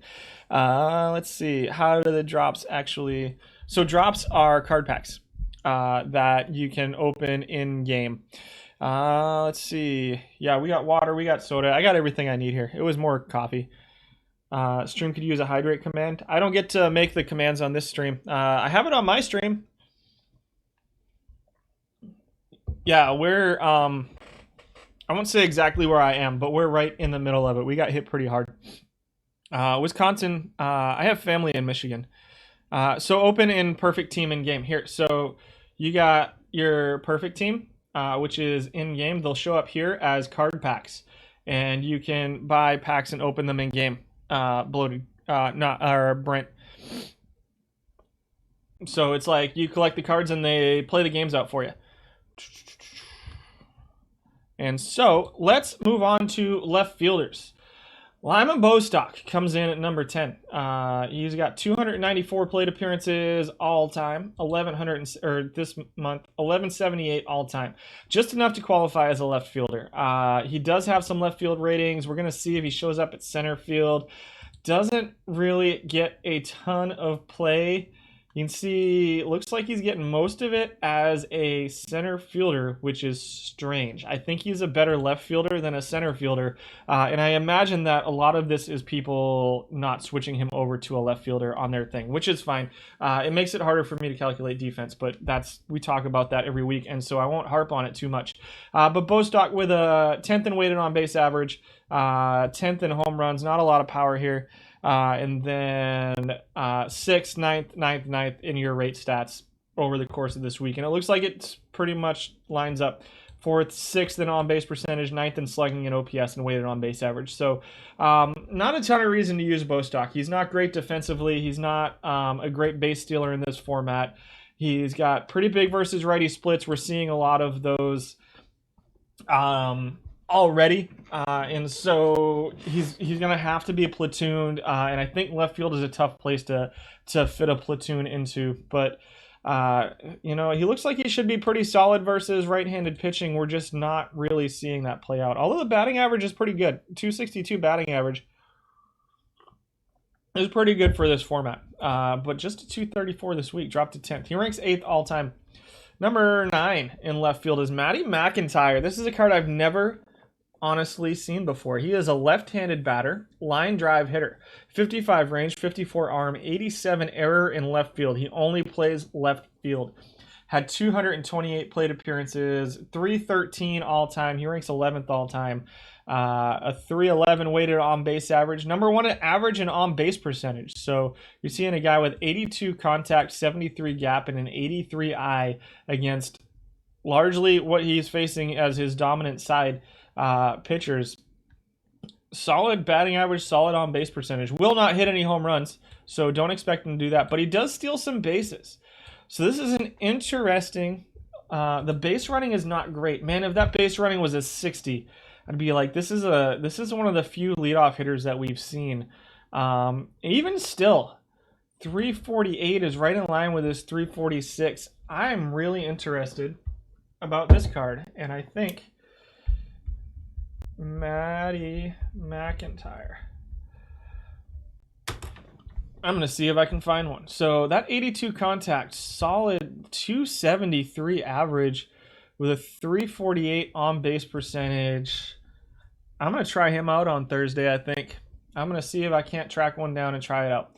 Number 8 is Bronze Duffy Lewis, showing up at number 8. 7th in weighted on base average, 218 batting average, 37 home runs per 600 plate appearances, 38 all time. He ranks 10th all time. Defensively, not good. Yeah, it's left field. I think that you can find a good bat and a left fielder who can give you Duffy Lewis's offense and play better defense. That said, Duffy Lewis splits versus lefties. And so you got 4 points here, 3 points of gap, 4 points of power. It's not a huge split, but he is effective versus lefties. So keep that in mind. Does have a little bit of sacrifice bunt, but I think that there are probably better options out there. Number 7 is Jose Cardinal. Decent range, decent arm, decent error. Plays left field and right field. Looks like most of it has been as a most of his plate appearances have been as a left fielder. Almost 80-90% of them. Again, another guy that bats righty and hits versus lefties. So maybe a guy off the bench, a bench hitter, backup left fielder, right fielder. One of those guys that can come in off the bench if you happen to run into a team that has a lefty coming out of the bullpen. And so looks like it's, again, not a huge split. Pretty decent power split versus lefties. Lots of I, and the avoid K actually is better versus righties. But potentially a left field, right field. I've seen Cardinal in almost every silver format as a interesting contributor. Again, a little bit of steals here, a little bit of base running, decent base running ability, which we don't see too much of in this format. But Cardinal looks like maybe an interesting on-base percentage guy against lefties. At number 6 is Bip Roberts. He's your most used left fielder. 60 range, 64 arm, 50 error, and a 70 left field rating. Plays a little bit of second base, third base, shortstop. Doesn't look like he's getting too much play at any of those other positions. It looks like it's almost all as a left fielder. He is a switch hitter. People love their switch hitters. He's actually a little bit better versus lefties than versus righties. So you're seeing 10 points of power, 12 points of gap, 3 points of contact, 61 avoid Ks. So with some speed and some stealing. So second among left fielders in stolen bases, ninth in home runs. So not a ton of home runs for Bip Roberts, and seventh in weighted on base average, sixth this week at 335. Which is just above league average. Plays good defense in left field. Bip Roberts comes in at number 6. At number 5, David Justice, Snapshot. This is a card that I've been giving a little bit of a tryout. It's a really weird card. He bats left. He's a fly ball left-handed hitter with a ton of power versus left-handed pitching. So you got 4 points, some reverse splits here. You got 4 points versus lefties. You got 14 points of gap. You got 21 points of power, but then the I and the avoid Ks are the opposite. So you got 13 points of I and 10 points of avoid Ks. All of his plate appearances are probably mine, if I'm being totally honest. I doubt too many people are using him because those are weird splits. Does play left field and right field, so he is maybe an interesting backup option. Doesn't really steal any bases. The batting average is abysmal. The on-base percentage, so he's got power. So 50 home runs with a pretty bad batting average. Puts him 5th in weighted on-base average. He's playing number 1 defensively in left field, but I really don't think that's, maybe. There's not a lot of good defensive left fielders at this in this format, but again, playing number 1 defensively in left field doesn't set you apart too much, I don't think. That's David Justice at number 5. He's gonna hit home runs, and that's probably about it. Denny Walling comes in at number 4. So we talked about him at third base. You got that versus right-handed split, 66 outfield range. He's grading out 4th defensively in left field. The error is a little concerning, but again, left field. So he's got the avoid Ks plus contact plus pretty good power versus the right-handed pitchers that you're seeing in this tournament format. And now that everybody's seeing this stream, it's probably going to switch to all left-handed pitching. 3rd in average, 2nd in on-base percentage, 5th in slugging, and 4th in weighted on-base average among left fielders. So, and then 5th in home runs, playing pretty good defense to go along with it. And that avoid Ks is for real at this level. Denny Walling comes in at number 4. At number 3 is Hal Chase. We talked about him at first base. The outfield range is good. The 61 range plus 67 error plus the 42 rating in left field is okay to me. Like, it's not completely unplayable. Again, a little bit of a split versus lefties, but I think he can play versus everybody. He's a pretty solid bat versus left-handed batters and right-handed batters. And so I think that he can play, like, if you can fit him in there, he's a solid player for you. Designated hitter potentially. I like Hal Chase's bat though. 361 weighted on base average, 2nd in average, 5th in on-base percentage, 3rd in slugging and OPS. So you can see pretty solid numbers right across the board. All-time, he's number 1 in batting average among left fielders. Again, that's in a limited sample size as left fielder. Most of his play comes as a first baseman. Not really a big surprise there. 3rd in slugging, 3rd in OPS, 3rd in weighted on-base average, and 40 home runs. I think Hal Chase is a bat that you can probably try to fit into your lineup. Are there any legitimate two-way silver snapshot players? Not that I know of off the top of my head. Number 2 is Dave Kingman because he's going to hit a lot of home runs. 641 slugging, 925 OPS, 394 weighted on base average, over a 943 plate appearance sample size, 75 home runs per 600. That's going to come down. There's no way it stays that high. That is extraordinarily high, but it's Dave Kingman. So you're also going to get a million strikeouts per 600 plate appearances.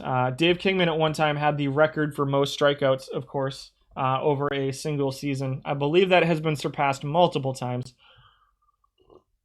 over the past few seasons, but he was at one point the record holder for most strikeouts in a single season. Massive, massive power for Kingman, though. 75 home runs per 600, but it's home run or bust. If you can you play him? I don't know. I don't really know. Not going to be great defensively in left field, but won't kill you in left field. He plays, let's see, versus lefties. You're seeing a little bit better eye, a little bit more power, more gap. Maybe as like a bench player / backup first baseman, backup left fielder potentially. But really, it's home run or bust with Dave Kingman. And your number one left fielder, Irish Musial. Not great defensively. So let's talk about Irish Musial as a designated hitter instead of as a left fielder. I don't like him as a left fielder. The 28 range, the 28 left field rating, the 21 error just aren't playable in left field. But this bat, I've been watching this bat in silver tournaments, and Irish Musial has consistently been one of the best silver bats. He has almost no splits. 2 points versus lefties of contact, 2 points across the board except 1 point in avoid Ks. He can play versus everybody. He has pretty good avoid Ks. He has solid power, good contact, and good gap right across the board. The batting average is a little bit low. The on-base percentage is a little bit low. But 60 home runs over 1,800 plate appearances. I think that's going to hold up in this format. I think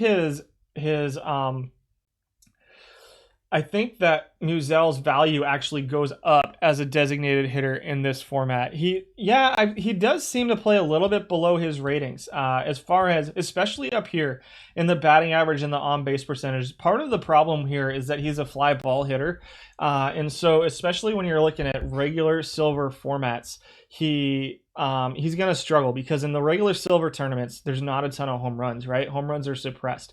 But I think in this format specifically, I think that with his power and his fly ball hitting, I think that the fact that he hits this many home runs almost makes him worth it as a designated hitter where you don't have to platoon your designated hitter. You can find other positions, shortstop potentially to platoon. And I really think that this Irish Musial card is pretty spectacular. Let's see. Ed Killian is weird, really high batting average while in play. And so he has better ratings than you'll ever have. You must continue batting. Looks like a thin red line. Yeah, I don't hit anymore. I'd probably hurt myself at this point. And so, yeah, there's your left fielders. As a left fielder, Walling, I haven't been able to get my hand on that Denny Walling card yet, and it's killing me. Roberts is a decent option. I think, again, it's another one of those positions where you've just got so many options, right? I don't think that there's a guy on the list that I can go, play this guy or you're wrong, which is one of the other things that I really like about this format is that there's so many usable cards. And so Jeff Mathis with less power and less eye and probably less defense too, if I had to guess. Moving on to center fielders, we had 7 qualify. Here's your lineman Bostock at center field. He grades out 7th here too. Just not great. It's the average is okay, but it's still not great.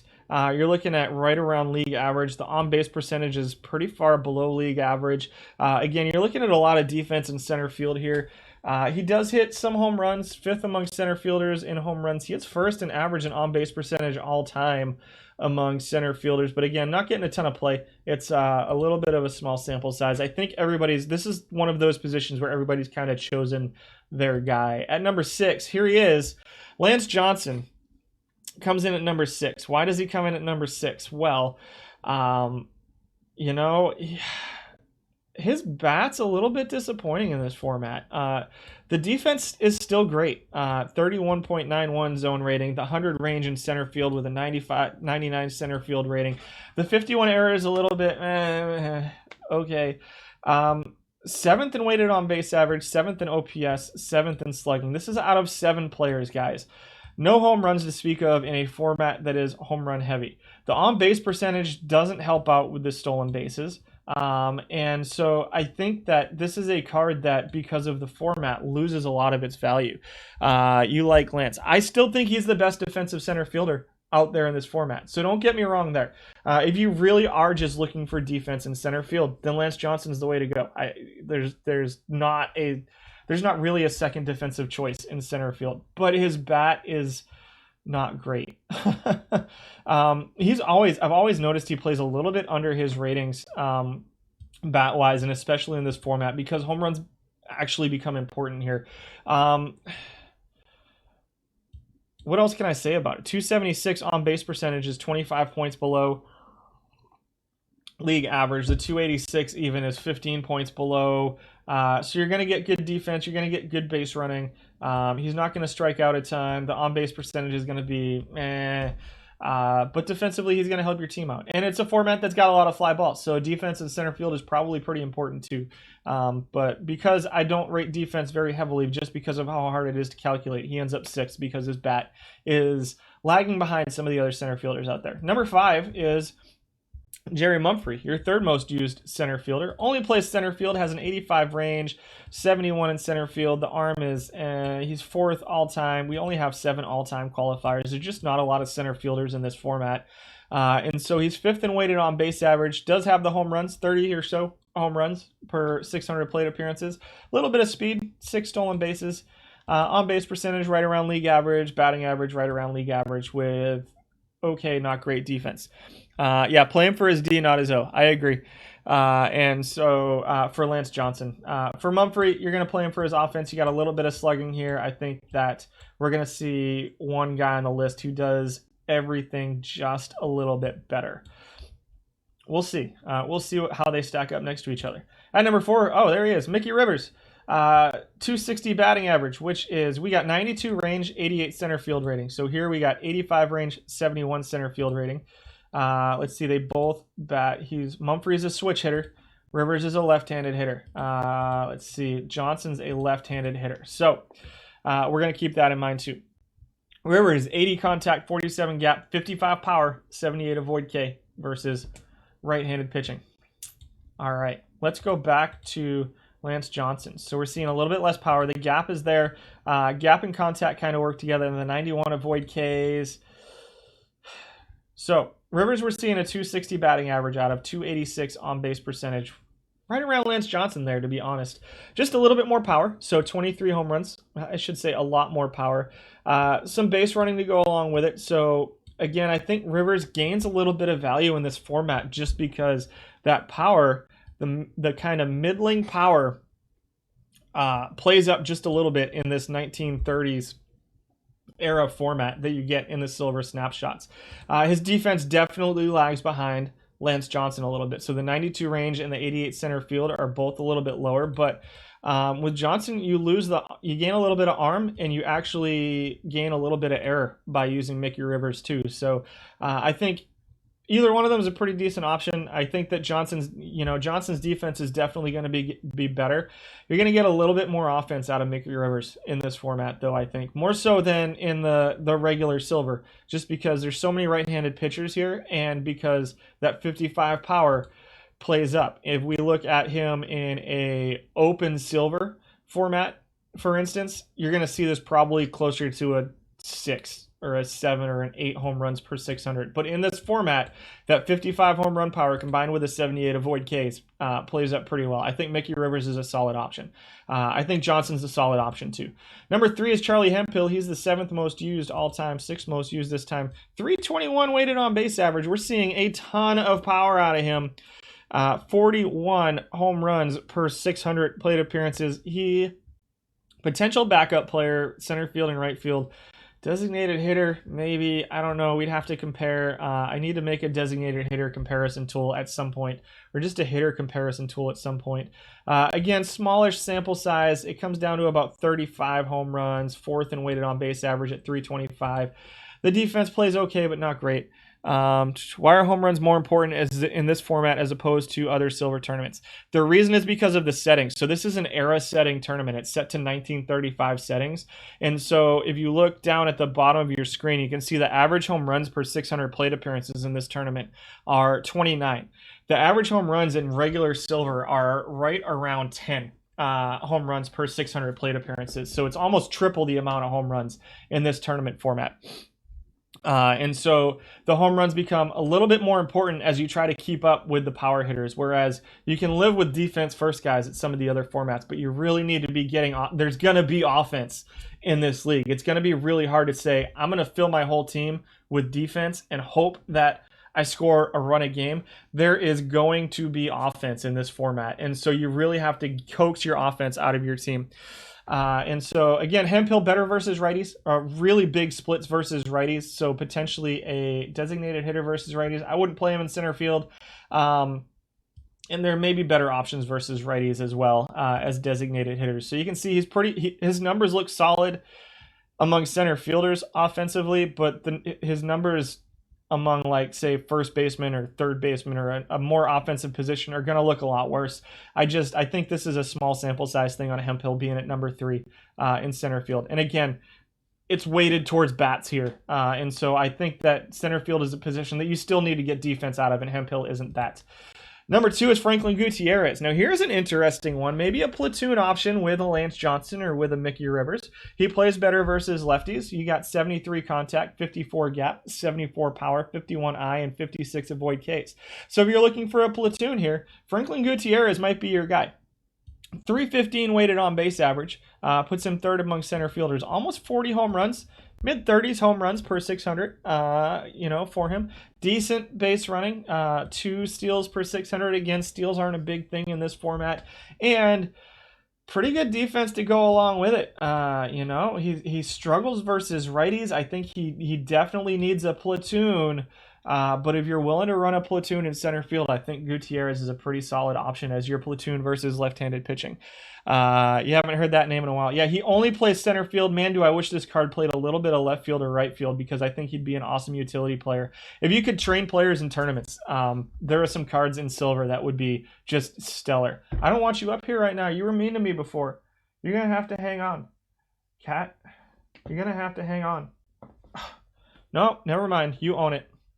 It is your lap. Number 1 is Don Locke. He's the 5th most used center fielder. So you got lots of power. Again, versus lefties. We're leaning versus lefties here. So he's getting platoon 57. So 9 points of contact, 1 point of gap, 20 points of power. The eye and avoid Ks are actually slightly better. Are you kidding me? No, you can't be back there right now. When I'm just doing work, you can go back there and mess with my wires. But not while I'm streaming. While I'm streaming, you can't be messing with the wires. Eye's a little bit better versus righties, but he's definitely a versus lefty guy. The range doesn't play in center field. I could see him as a right fielder.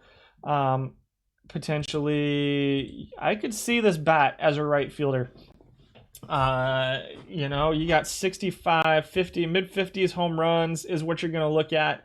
357 weighted on base average. All of these numbers, expect them to come down just a little bit from what you're seeing right now. The batting average is awful at 221, so like 10 or 15 points below league average. The on-base percentage is about league average, and the power versus lefties is for real for Don Locke. So he comes in number 1, but defensively, I don't think he holds up against Gutierrez, Rivers, Johnson. I really think that if you can fit the platoon, a Gutierrez platoon with Rivers or Johnson is the way to go.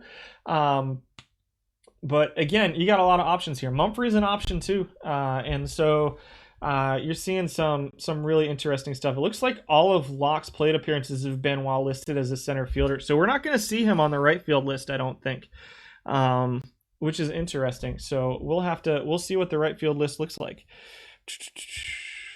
And we had 12 qualifying right fielders. We'll start with Pete Fox, who 42 range, 39 in right field. It's not great defensively. He's pretty bad defensively. Hasn't made an error over 127 or 334 plate appearances, so that's nice.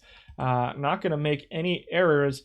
But the bat. Let's see, 55 home runs. There's going to be some bats here in right field. 10th in weighted on base average, 10th in OPS, showing 7th all time, 3rd in slugging all time, and 5th in home runs over 334 plate appearances. So again, another guy that leans towards versus lefties, so he's not going to get a ton of play in this format, but maybe a potential platoon. But again, defensively, he looks a little scary. I'm curious what he'd do as a designated hitter versus lefties only, but not a ton of play for Pete Fox right now. Number 9 is Jeremy Burnitz.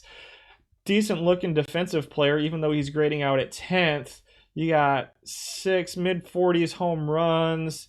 You got 371 weighted on base average. He's your 4th most used right fielder of all time. You got solid numbers, splits versus righties, 10 points of contact, 16 points of power. Definitely a versus righties guy. Not so bad that he's unplayable against lefties, I don't think. So he can play both lefties and righties, can Burnitz, and play decent defense in right field and put up 50 home runs. We are going to see some home run numbers here in right field. How many times are you allowed to play Goody before the card shatters into pieces? Twice. So Burnitz comes in at number 9. Number 8 is Matt Lawton, who's your 2nd most used all time. A little bit of defense here from Lawton. You're seeing 9th in weighted on base average. I'm going to guess that I'm the only one playing him. So I play Lawton as my utility backup outfielder right now. He plays a little bit of left field, a little bit of center field, a little bit of right field. You can see the bat leaves a little bit to be desired. I don't think he's an everyday starter. He can be a decent pinch runner if you're playing that way, but he just doesn't have enough power, and he doesn't have enough on-base skills to really be an everyday guy. But there are very, very few silver snapshots that play all 3 outfield positions. And so Matt Lawton is my utility outfielder right now. And it looks like he's probably just about everybody's utility outfielder right now. At number 7 is David Justice in right field. We saw him in left field. He got 350 plate appearances as a right fielder. So about 20% of the time it looks like he's playing right field. And again, you got the weird split here for David Justice. Is an interesting bat. 57 home runs, my goodness. 54 all time for David Justice. Again, those are probably all mine. If I'm being totally honest, I have David Justice in the lineup playing. I think he's playing left field for me. He might be playing right field. I'm not sure. Some of these cards are hard to find. Bobby Abreu comes in at number 6, most used, and definitely skews heavily towards right-handed pitching. The range, the arm, he's bad defensively, so he loses a little bit of his value there, which is why you're seeing him kind of low. 6th in weighted on base average, though, among right field bats. And so tonight's cards will be in packs beginning at 10. Are there new cards tonight? I don't know anything about that. I don't know. 244 batting average, 346 on base percentage, some steals, 2nd among right fielders in steals. So this is a guy you could bat number 2 in your lineup. Again, there's not a ton of top of the order hitters. You know, it's different for me because I'm so used to doing the iron, the bronze, and the open silver stuff, where it seems like all of the hitters are like, yeah, you could bat them number 1 or number 2, but now you've got 8 leadoff hitters in your lineup and you're not scoring any runs. And so in this format, there's not as many guys who run number 1 or number 2. That was just someone popping the automated packs. Gotcha. I'm not in the loop on the news all that much. He will walk as well. So you got a decent on-base percentage with decent base running skills. Not great defense in right field, though, for Abreu. Definitely some versus righty splits. He's getting used a lot. I'm a little surprised to see him used as often more than everybody else as he is. I'm not sure he stands apart from everybody else quite as much as his use right now. Number 5 is Millar. I wouldn't play him in right field. I would stay away from that. It does look like he's got 1,100 plate appearances. If you really just, if you really just don't value right field defense at all, then that's fine. I don't think you're necessarily wrong in this format, but there are going to be a lot of fly balls, and he is pretty bad defensively. Again, right field defense is always a disaster for me just because of the way that it gets calculated. So you can see a -6 at number 2. He's a -20. I don't know who's going to be number 1. It might have been Lawton. Was Lawton number 1? Yeah, Lawton's number 1 at a -2. Nobody's average in right field. There's just because I don't know why. I'm not really sure what's going on with right field, but let's see. Millar at number 5. Again, if you really you're okay with punting defense in right field, then there's worse positions to do it at. I might do it in left field as opposed to right field personally, especially since there's so many right-handed pitchers in this format. You're going to have more balls going to right field. But that's just my thoughts on Millar. I love his bat. I want his bat in the lineup, but I don't know that I'd play him at right field. He plays third base as well, but these plate appearances on the left, so you can see he's got 4,900 plate appearances overall. These numbers here, just to clarify, I know I talk about this probably once every week, and I don't clarify it quite enough. So these numbers are overall. These are just all of his batting stats go into one sheet, and that's where this gets pulled from. These numbers are just when listed as that position. And so I'm going to be honest with you, these 1,144 plate appearance. So I'm kind of at the whims of you guys. And so if people just throw him in at third base, but don't change his position in their thing. So let me show you what I mean by that. When you go into your, when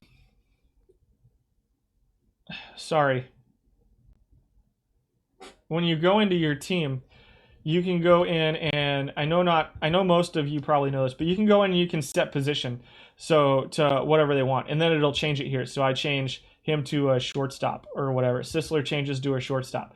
I don't want to leave him at that, but so that's where the defensive stats get pulled from. So I think a lot of these plate appearances as a right fielder is probably more he's at third base or first base, but people just aren't changing him from a right fielder in their thing. And so it's probably picking up a lot of that. It messes with the defense a little bit too. And that's kind of why I have no way to pull out to extrapolate actual innings at particular positions.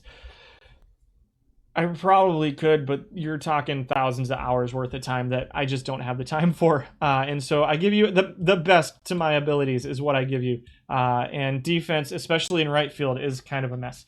Number 4 in right field is Ron Fairley. We saw him at first base. So we saw his bat at first base. He grades out 4th and weighted on base average at 370. Looking to pull in a historical diamond unicorn. Yeah, it's maybe someday. We'll see. 4th in batting average for him. 340 on base percentage for Fairley among right fielders is pretty solid. Not a ton of power among right-handers, even with that 78. We're going to see some numbers here in the top 3. 36 home runs per 600. Just really solid on base guy. The splits he plays versus lefties, the defense. This is a card that if he had good defense at his listed position would be a gold card. But he doesn't, thankfully, so we get to play him in silver. And so definitely leans towards righties. I like him better as a first baseman than I do as a right fielder for Ron Fairley. At number 3, Ellis Valentine. Here we go. 61 home runs per 600 plate appearances is 3rd. What are we going to see? 1st in slugging, 1st in OPS, 1st in weighted on base average, though. Really solid bat especially versus lefties. So I think you're seeing some Bobby Abreu and Ellis Valentine kind of platoons going on here. There's probably some Ellis Valentine at designated hitter going on here. Decentness range in right field. The arm is kind of meh for a right fielder, but again, there's not a lot of speed that's getting used in this tournament. It's all power. So the range is more important to me than the arm, even in right field. The steals are kind of what they are. Number 1 in WAR among right fielders, Ellis Valentine. I like him. I like him especially versus lefties, but this is a card that'll play versus righties too. I don't like him as much as some of the other cards. He's going to be a platoon guy probably. Those are some pretty massive splits versus lefties, but he is going to absolutely crush left-handed pitching. Put him on your bench. Let him come in. Set your strategy to favor lefty versus righty matchup. He may have had the best outfield arm of all time. Who, Ellis Valentine? Is that? Yeah? Interesting. Yeah, that 49 arm. This is your snapshot, your 1980 snapshot. So maybe that year he just didn't have quite as good of an arm as he did. Is there benefit from performance perspective to change the position, or is it's just data collection sundown? It's really I change my guys because I want to get the most accurate stuff. it's not going to change the performance based off of, because their performance is still going to be based off of all of their ratings. For perfect team. Let's caveat that with for perfect team. Changing positions in the base game. So if you're playing offline, or if you're playing in an online league that's not perfect team, it will affect the players as you're developing them. But that's player development and stuff like that. Totally different conversation that you can watch on my other streams. So it's so Ellis Valentine in 1980. How old was he in 1980? I'm curious. Let's look this up. I don't know what his age was. He was born in 1954, so he was only 26 in 1980. He played until 1985. Let's check out his defensive stats here. Player value, standard fielding, 1980. He had 6 outfield assists. Yeah, so it looks like 1980 his arm had come down. He had 25 outfield assists in 78, 24 in 70. That's not even. Yeah, so 25 in 78 between right field. He had 9. Yeah, so solid arm. And so, yeah, it looks like in 1980, yeah, they might have stopped running on him. Like Dogberry says, they might have stopped testing him, which affected his rating in game, because they take their ratings in the game off of what you get in their stats, like off of Baseball Reference or wherever they get them from. Number 2 right fielder, Rob Deere, 62 home runs per 600 plate appearances, 5th in zone rating. Decent defensive right fielder, tons of power. In this format, how much do you want to use a guy that's going to strike out 250 times? So we talked a little bit at the top. A lot of strikeouts and a lot of home runs in this format. So versus lefties, is he playable? I don't know. That's a lot of strikeouts. He's a guy, it's going to be, again, another one of those home run or bust guys. That is a lot of home runs out of Rob Deere with decent defense in right field. I don't think this is an unusable card. Not getting used very much. I do think the strikeouts are a little bit concerning. 250 is a lot. That's almost 50% of your plate appearances. And so that is another, absolutely 3 true results. Maybe some walks thrown in there, middle of the pack among right fielders, but 62 home runs is a lot. Maybe get him on your bench against lefties. Your number 1 right fielder, Bobby Bonds. All right, so small sample size, 232 plate appearances, 900, just under 900 overall. 66 home runs per 600 plate appearances. 82 over the last period. Again, in a 232 plate appearance sample size, I don't pay too much attention to it. He just he gets graded off of it, but we'll talk about his all-time. 590 slugging, 917 OPS, 393 weighted on base average. Number 2 in all of those. Number 1 in home runs. Little bit of speed to go along with it. 94 speed, 84 steal, 84 base running. Again, the steals aren't going to be enough. There's not a lot of players in this format that I'm going to play because of their speed, but he's one of the better ones out there. Let's look at his splits. Pretty massive splits versus lefties. 12 points of contact. Loses a little bit of gap, but gains 22 points of power versus lefties. 12 points of I and 5 points of avoid Ks. So you're not going to see Bobby Bonds played too much, but he is a really interesting platoon option to me as a right fielder against left-handed pitching. That is a ton of power. And versus lefties, a 34 avoid K. So we see Rob Deere at 20. So even a 34 avoid K is going to help. That's 60 less strikeouts per 600 plate appearances that you're seeing. This is a card that I want to get into my lineup somehow. I don't know how I'm going to do it. It's something I've got to figure out while we're doing it. Speed, just a seriously good card that is going to get such limited play because it's really not that playable versus right-handed pitching.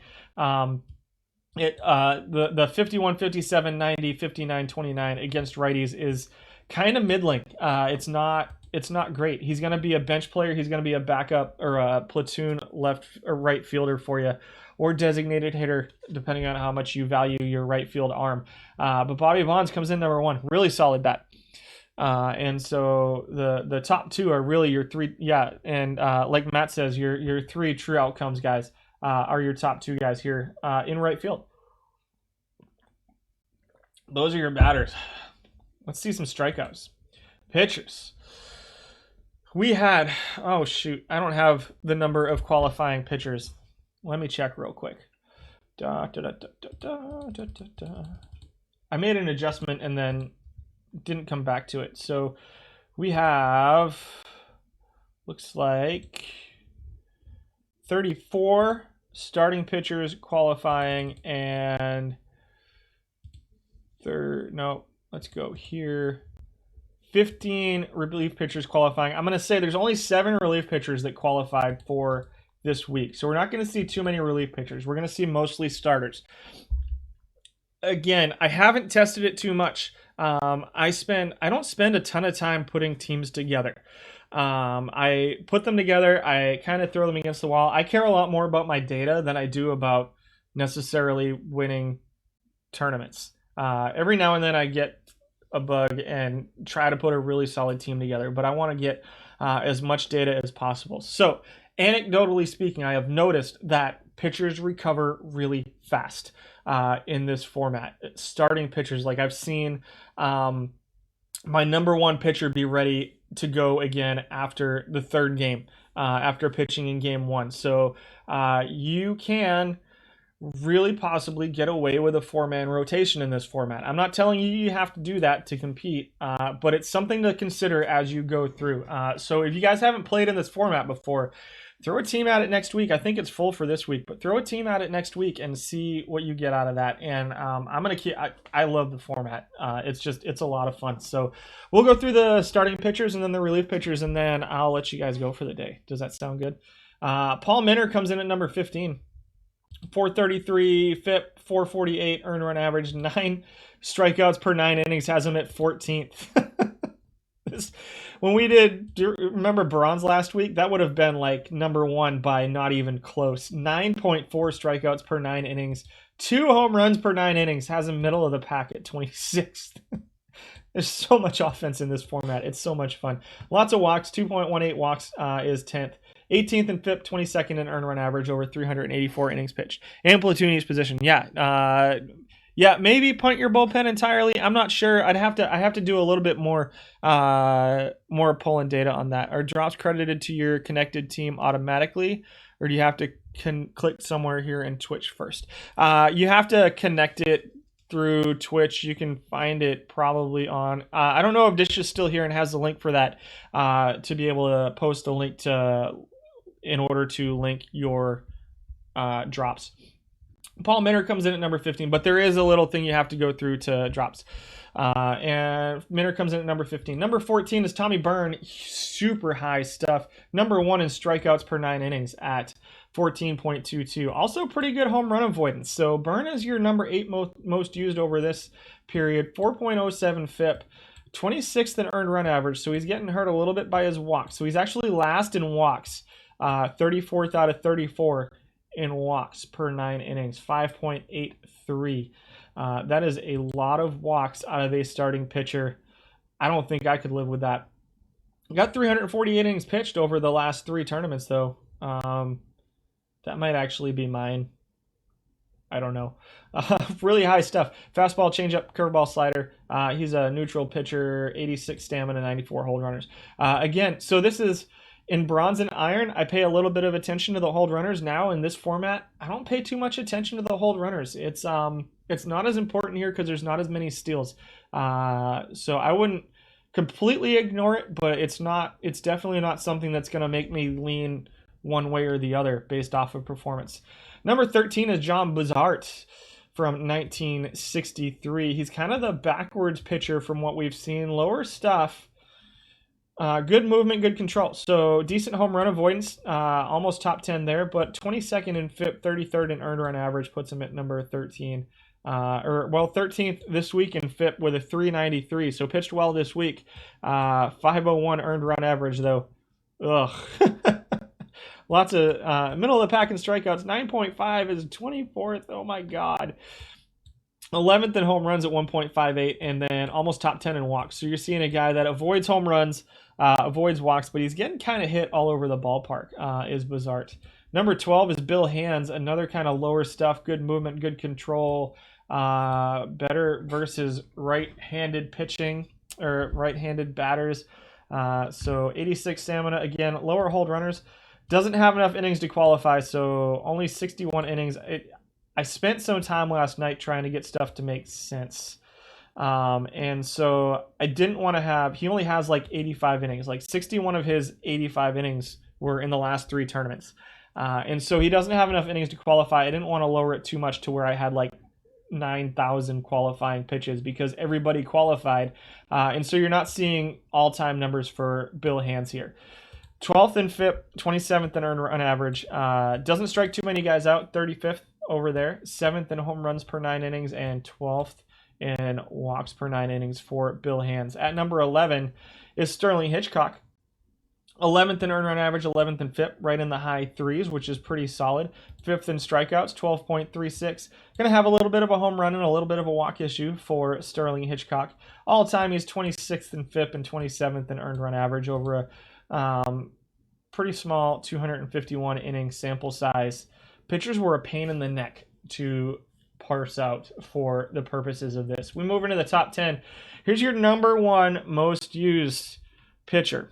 So 2 things I want you to think about here. He's got by far, or pretty close to by far, the biggest sample size of all of the pitchers on the list, especially this week. You got Fergie Jenkins up there too. So his numbers normalize over time. Came out 10th over this period, 14th in earned run average over this period. All time, he ranks number 2. All time. So Nels Potter is a really solid silver pitcher. He's really good in silver format. He is actually stellar in open silver in format. He's really good stuff. Pretty awesome control.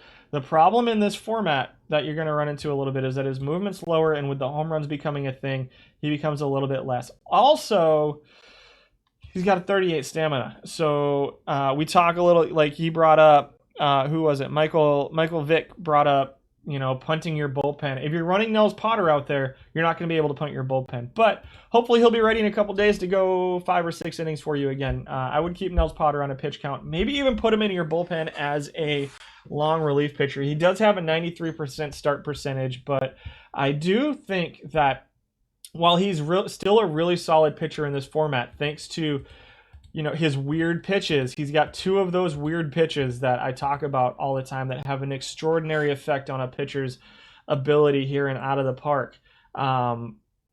He's not as far and away above everybody else as he is in open silver. So, there's Nels Potter. At number 9, I'm really curious to see how the rest of the top 10 goes. I went through them briefly just to make sure all of this stuff was good last night. Obviously, it wasn't good for Hands, but I haven't looked at who's actually on the list yet. So here comes Steve Renko. He's another guy. He's right on the verge of being a starter versus reliever. So you're seeing NAs here because these stats are because he's a relief pitcher all time. It busts out at 50% start percentage. So for this week, he qualifies as a starter. For all time, he doesn't qualify as a starter. 376 FIP this week with a 386 earned run average is both pretty solid. He's number 9. Lots of home runs, so you can see that low movement is hurting him quite a bit in the home runs. 28 home runs per 9 innings for Renko. Again, the knuckle curve's helping him out a little bit here. The knuckleball, knuckle curve, screwball combinations are pretty interesting. So Renko comes in at number 9. Number 8 is Bruce Chen, a guy with 5 pretty good pitches, pretty decent number ratings across the board for Chen. Put up a 371 FIP with a 351 ERA over 185 innings pitched over the most recent period. Just misses out by a little bit getting into the top 10 used. Number 7 is Dan Schatzeder. So this is a guy who just barely qualified. I did set the cutoff at 100 innings pitched to qualify all time. I want to say it's like 40. I probably needed to have it a little bit higher to keep guys like this. So 45 innings pitched is a really small sample size, but Schatzeder looked pretty good. Ranks 14th all time. So top 15 all time over, it's only like 5 starts though over the 3 tournaments, which is not a ton. Drops are limited to 5 per day. Yes. 3.61, 3.60 earned run average, looking at 417, 339 all time. Admittedly, a super small sample size for Schatzeder. Number 6 is Doug Davis, another really small sample size. We're going to go through the rest of the list and go kind of backwards and find the other guys and where they're at. So again, only 10 games for Davis. It was a 60% start percentage for him, 363 FIP over that time, 353 earned run average all time. Over 138 innings, you're seeing a 3.08 FIP and a 346 earned run average out of Doug Davis. Again, 138 innings pitched. Really small sample size on these pitchers right now. Unfortunately, I'm trying to get more. Every week, I get a little bit more. Number 5 is Rick Reed. Because what you're seeing people use a lot of the same pitchers that they use in open silver, right? So these guys are getting a ton of play, and we'll go through them and see what we think about their ratings here for the ones who don't necessarily show up on the top 15 for the small sample size of this week. We've got Rick Reed here at number 5, a 373 and a 349 FIP for Rick Reed, which is 4th FIP this week over 70 innings pitched. That's 8 games started, averaging over 8 innings per start. Not a lot of bullpen back then. And so definitely food for thought there. 393, 367 FIP and earned run average all time over 221 innings, which you're looking at a full season there. So Reed may be getting it done. 14th in home runs per 9 innings, 7th in walks per 9. Number 4 is Hoyt Wilhelm. Here's a home run avoidance guy, which is going to be really useful here. 1.27, he's 5th in home runs per 9 innings. Number 1 in whip over the current period, 184 innings, so missed the cutoff by about 100 innings. 351 FIP and 279 earned run average for Hoyt Wilhelm. He is a closer, but with 34 stamina. So you're seeing 20 starts, 34 games. It's hard to parse out innings pitched per game started, but you're looking at least 6 innings per game, 29 innings pitched, 34 games.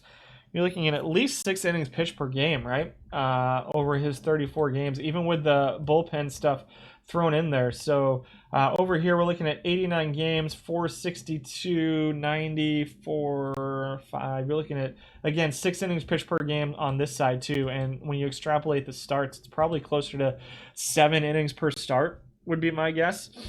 And he's number 4 in FIP, number 6 in earned run average for Hoyt Wilhelm. So even the lower stamina guys can get it done here over extended innings. Don Larson at number 3. Wilhelm's got that knuckleball, so he gets that batting average balls in play on that knuckleball. Larson comes in at number 3. High movement, high control guy. Number 1 all-time in earned run average, over 546 innings pitched. Again, another guy is right on the cusp of starter versus reliever. Number 1 in earned run average this week. Again, number 1 in home run suppression. Home run suppression's a big deal here in silver. So movement starts becoming, in silver snapshots, movement becomes a little bit more important here as opposed to the guys we're used to on my streams. Getting stuff done, what am I trying to say right now? I just totally lost my train of thought, so I'm going to drink a sip of coffee. Most of the other tournament formats that I look at, you see a lot of high stuff, high control pitchers because there's not a lot of home runs. Now we're looking at a lot of home runs, so you're seeing a lot more movement here at the top of the list. Number 2 is Reggie Cleveland. We've got a bronze pitcher at number 2, 89 innings pitched. Once he gets a bigger sample size, it's not as good. He's ranking 13 at 225 innings pitched, but number 2 in FIP this week. It was home run suppression and walks. I don't know what happened here, but earned run the earned run average hurt. Wasn't great. High movement, good control, good FIP for this week, but got kind of boxed around the ballpark, it looks like, to the tune of a 443 earned run average. Might be something for me to look into on the formula there. I think maybe FIP gets heavily weighted a little bit more than earned run average, but it's really, I think I have maybe the walks per 9 is getting weighted a little bit too much right now, and I have to look into that. But Reggie Cleveland comes in at number 2. You were thinking about carrying a few extra starters in the pen and being able to pick your starter for each game based on handedness. Yeah, that's interesting too, and it's single elimination. It shouldn't take too long to manage. Yeah, agreed. It's a pretty short tournament. Number 1 starting pitcher, Bob Shockey. Oh, as we get a number 1 guy who's high stuff, low movement, high control. Great. Way to go, Shockey. Thanks a lot. Your number 8 most used pitcher all time, but number 1 in FIP this week, number 3 in earned run average. All time, he ranks number 7th at 6th in FIP and 12th in earned run average, 4.01, 3.95. Decent in strikeouts, home runs. Looks like he suppressed home runs a little bit better this week than normal. Walks will be a little bit of an issue with him. So let's go find like Fergie Jenkins. Let's see. 16 was great. Gary Gentry, not on the list. Not even 100 innings to qualify. Don Robinson, your number 7 most used guy, is number 17 this week with a 4.07 FIP, 21st all time for Don Robinson. Number 18 is, there's Fergie Jenkins. So Fergie Jenkins shows up number 18. He does rank 15th all time. Home runs are a serious issue for him. Over 2 per 9 innings pitched. 2.13 all time, has him 30th, which is pretty close to last. FIP of 442. All of these innings might be mine because this looks like about how he pitches for me. 437 earned run average for Fergie Jenkins. Actually, that's not true. I don't think I even have this card yet. But my team has struggled in this format a little bit. So, so Fergie Jenkins showing up, number 2 most used. But again, you're getting those low movement guys are getting hit pretty hard. Let's see if we can find Lieber. Tomooka at number 19. Sanderson at number 20. Yeah, Blaz at 21. Where are you, John Lieber? Kuzawa all the way down at 23 this week. Spahn, so here's your 4th most used pitcher. 443 FIP, 31st in home runs. 2.25 home runs per 9 innings allowed for Spahn. Even with that screwball, the screwball's not helping Warren Spahn. Lieber at 25th. So huge difference in this format between your starting pitchers and your open silver. So I think we've seen most of the guys that are in that top 10. So interesting stuff there. Relief pitchers, we had 7 guys qualify. It's tough. Pitching is tough here. There's not a lot. What's my take on Ron Robinson? Let me see if I can find him. Ron Robinson. Was he on the list higher than this? Ron Robinson, right here.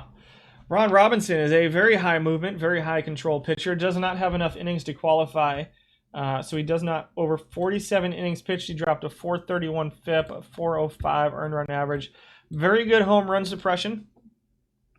70. So I think my issue with Ron Robinson is that his pitches are really bad. He doesn't really have an out pitch. So what you're going to see, so he's last among qualifying starting pitchers in strikeouts per 9 innings. He's also last in walks, even though he's got really high control. So he does have very high control. So you're like, what is going on with those walks? Well, the problem is that he can't strike guys out. This is a really high strikeout. It's a lower batting average balls in play format, lots of home runs. So he's suppressing the home runs, but he's walking a lot of guys too because his really super low stuff combined with no really good pitches is extending at bats. So what's happening is you're having a lot of guys hit foul balls off of him. You're probably seeing a lot of 6, 7, 8, 9 pitch at bats for him. He's getting almost 8 innings per start out of him anyway. But you're seeing a lot of walks because he's not getting the strikeouts. And so the at-bats extend into walks, and so that hurts him a bit, and then you're seeing a higher FIP and then a higher ERA because those walks, even though he's doing really well at suppressing home runs, the home runs that he's allowing are hurting a lot more because of the walks. And the pretty high whip of almost 1.2 walks and hits per innings pitched. A lot of hard contact off of him, even though and a lot the movement there. So that's kind of that's a tough one. It's a really small sample size right now, so I'm curious to see if those walk. I imagine the walk numbers will come down into something not that bad. eventually, but I think the combination of really low stuff with if he had one good pitch, I think he could be an effective pitcher in this format. But because all of his pitches kind of stink, he loses a lot of his effectiveness. And yeah, not a lot of home runs, but he's gonna let up a lot of hits. It's interesting. Tewksbury must have been really low. I didn't see Tewksbury. Let's find him. There he is. 27th. 25th with a 4.48. He does rank top 10 all time though. So 4.28 FIP, 4.11 ERA all time. Had a little bit of a rough week this week. At 4.48 and 4.22 for Tewksbury. Yeah, the lack of Ks in this format is tough. You really need those strikeouts because it's not a super high defense format either. So the problem there when you start getting a little deeper on the Ron Robinson, the bigger problem you run into is that the movement's going to help you avoid the home runs, but the stuff is going to have him putting a lot of stuff in play, right? And so if you want to go out there with a really good defensive team, you're probably going to see better numbers out of Ron Robinson, but then you're not going to be getting the runs you need to win. I talked a little bit about that earlier where I was like, yeah, you can run defense out there, but in this format, it's really hard to win with a pitching and defense format. There's going to be offense in this format, and so you really, really need to have bats in the field. And so the one or two really solid defensive positions that you have, Lance Johnson in center field perhaps, or your shortstop or whatever, aren't going to help the rest of the field out. And so I think that Robinson to me is kind of a non-starter to me. Relief pitchers, Billy Wagner comes in at number 7. He's your most used still. So again, people aren't really, I know it gets a little mushed here, so apologies for that. It's let me adjust that just a little bit. I'm not going to make it super huge, but we can make it about that size. How does that work? Now I can't get up to the top. There we go. But now it's all going over each other, so that's annoying. So annoying. I hate you, Excel. There. Now we can at least see everybody's names. Most people probably just copy. Yeah, it's probably just silver. Yeah, I agree. It's probably a lot of silver rosters. But now maybe people will have more competitive teams, which means I will lose even worse now, which maybe I shouldn't have done this stream today. Wagner comes in 7th and 5th over this week, so he's letting up home runs. Wagner letting up 2.5 home runs per 9 innings. Again, it's, the Billy Wagner just doesn't translate to this format. Letting up a ton of home runs, the 5th, the earned run average, the strikeouts, you got, he's 2nd in strikeouts, but those home runs are a killer in this format. And so, again, he's not getting too much use. Only 161 innings, 725 all time. Not a ton of, I almost thought about not even doing relief pitchers, but we may as well. Number 6 is Steve Karsay, high movement, high control, 3.88 FIP, 3.76 earned run average. You're seeing a start percentage of 2%. Grades out 7th all time among relief pitchers here in this format. Again, it kind of is what it is. They're all clumped together. Xavier Hernandez, higher stuff, okay movement, good control, 4th in earned run average, 3.8 FIP, 2nd in WHIP at 11.05, 12 strikeouts, 6th in home runs, so he's letting up some home runs, and then 3rd in walks. 4th is Mo Drabowski. High stuff, lower movement, good control, okay control. 4th and 5th, 443 earned run average has him 6th, 14th, 12th all time among relief pitchers.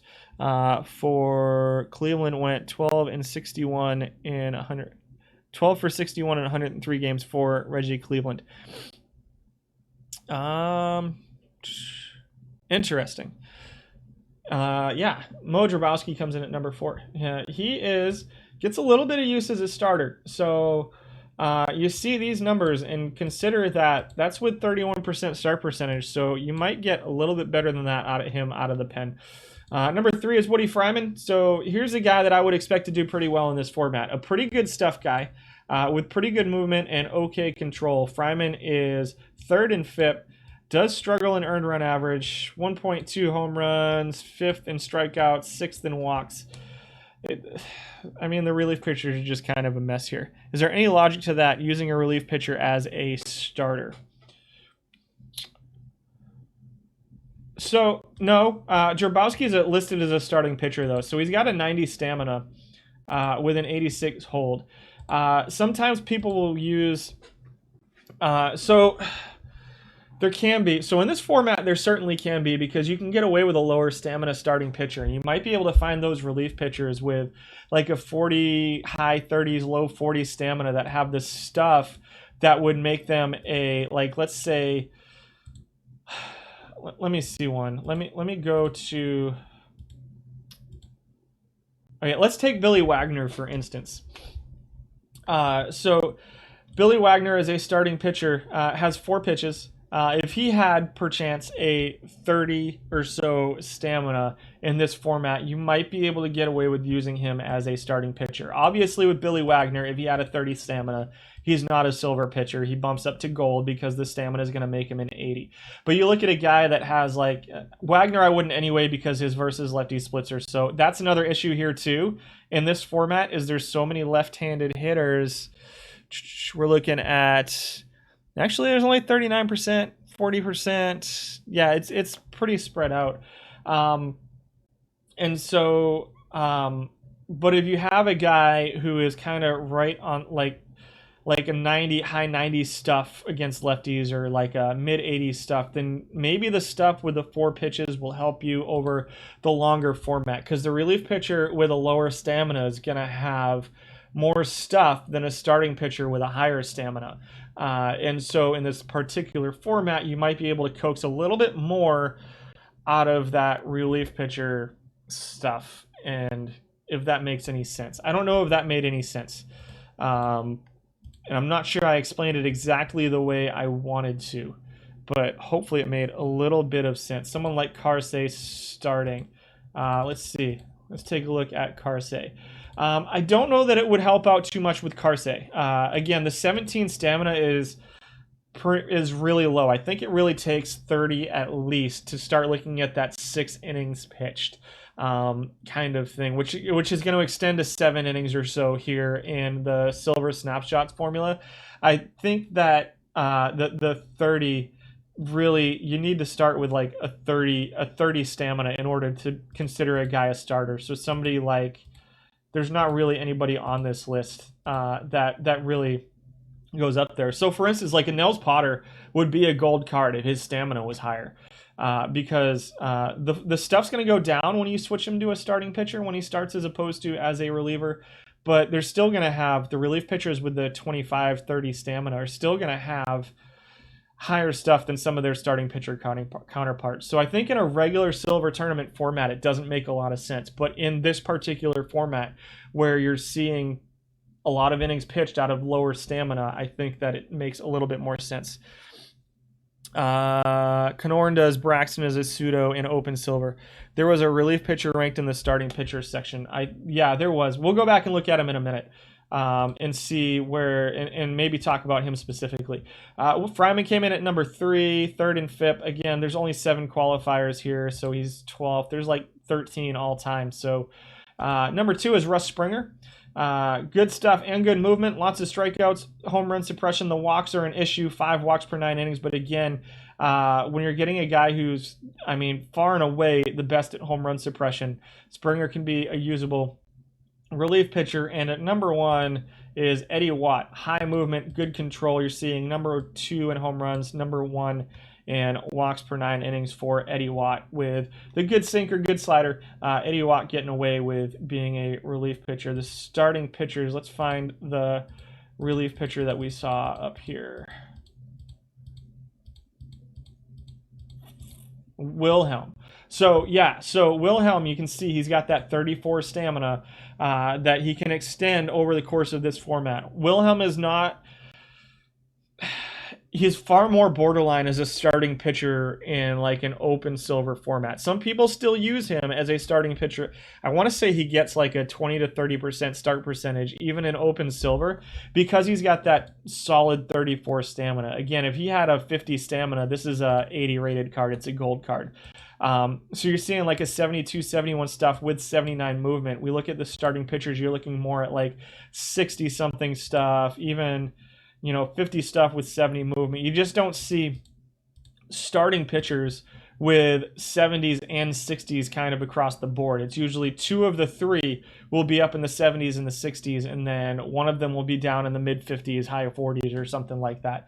And so he's solid across the board. Plus, Wilhelm has that knuckleball, which helps him to extend games. So Wilhelm's a little bit of a special case as opposed to some of the other relief pitchers that have similar ratings over here. So because his stamina is high and he's got that knuckleball, he's a little bit of a different case than some of the other relief pitchers because he's not going to have as many strikeouts. The walks are going to be there, but there's not going to be a lot of really long at bats, and he's going to induce a lot of weak contact throughout the course of the game. So Wilhelm is a little bit of a special case when you talk about starting relief pitchers as starting pitchers. So feedback, hit me up on Discord, hit me up wherever on feedback. It's been a long stream. We're at almost 3 hours at this point, so hopefully you guys enjoyed it. I know this was a little bit of less useful, for lack of a better term, tournament format. It's just one I've been really excited about getting to for a while now, just because it's so wildly different from all of the other tournaments that you guys have seen me do on stream for the last 6 or 7 months or so. I love the round robin format. I love the home runs. I love the offense format because there's just so much. Matt, I'm going to ban you from chat if you keep bringing up Helgeson, I swear. I almost didn't do this because I'm right there. I won 4 games. My last double round robin last week, I was like, we won 4 games. We're right there. We almost made it into the elimination rounds, but now everybody knows about Silver Snapshots, and there are people out there that are way better at putting teams together than me. I just really like stats. I like bringing you guys stats, so I hope you enjoy it. Quick catcher recap. Oh yeah, let's do that. I'll just go through them real quick. Catchers. Karkovice was 10. Ausmus was 9. Johnny Schultz was 8. Jay Clark was 7. Don Slott was number 6. He's your second most used all time. Jeff Reed was number 5, 5th most used all time. Again, the tie down there, working on it. Gowdy was number 4. And then the small sample guys, Pierzinski, Dave Duncan was number 2 with just a absolutely stupid number of home runs out of the catcher position. And number 1 was Brian McCann. Came in at number 1. So many home runs in this format. So there's your catcher recap. Are they playing? Did Whip ever get his power back to be able to play? So otherwise, guys, so I'll be on tomorrow for the OHBL. Let me ask you guys something. If I did on my page, if I did a This Week in Perfect Team themed stream on, say, Friday morning, like 9-ish Central Time, Friday morning, would you guys be interested? I don't know if I can do it this week, but it's something I've been considering adding a 5th stream of the week for a tournament stats stream on Fridays.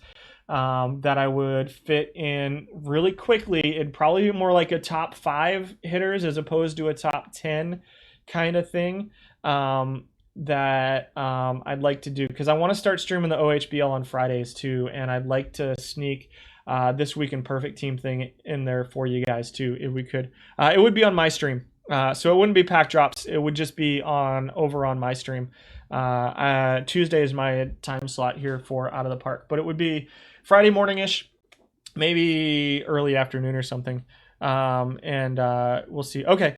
I will consider it. 5 days a week would be a lot. My voice takes a lot, but it's something that I want to kind of get my stream in there with DishNet's This Week in Perfect Team stream and see if we can't help some people out that are maybe just throwing their team at the wall in the This Week in Perfect Team. I don't usually enter that tournament because I have other weekly stuff and it fills up really fast. I don't like having my team filled up for an entire week. That's one of the reasons I like Silver Snapshots, is because it usually doesn't fill up till like Wednesday, so I can kind of slow roll it and be in other daily or weekly stuff. But We'll see. I will probably not this week, but I'll see if I can't get something like that for next week. So, all right, guys, I'm going to wrap it up now. I hope you guys enjoyed this stream. Again, send me feedback on Discord or through Twitch or whatever you want, and I will get back to you as soon as I can. I see you, Karin's over there streaming Valheim. If you're not playing I just downloaded Valheim last night. I don't want to get in trouble, but I had fun with it. I don't know what I'm allowed or not allowed to say about other games on this stream, but go check out Yukarin's stream. She's over there streaming right now, so hit her up. Guys, have a great afternoon, and I'll be on tomorrow streaming the OHBL. We're going to do, for my OHBL guys, we're going to do minor league systems report tomorrow. I'm excited and also very disappointed in myself at the same time. So have a great afternoon, guys, and a great evening. Adios.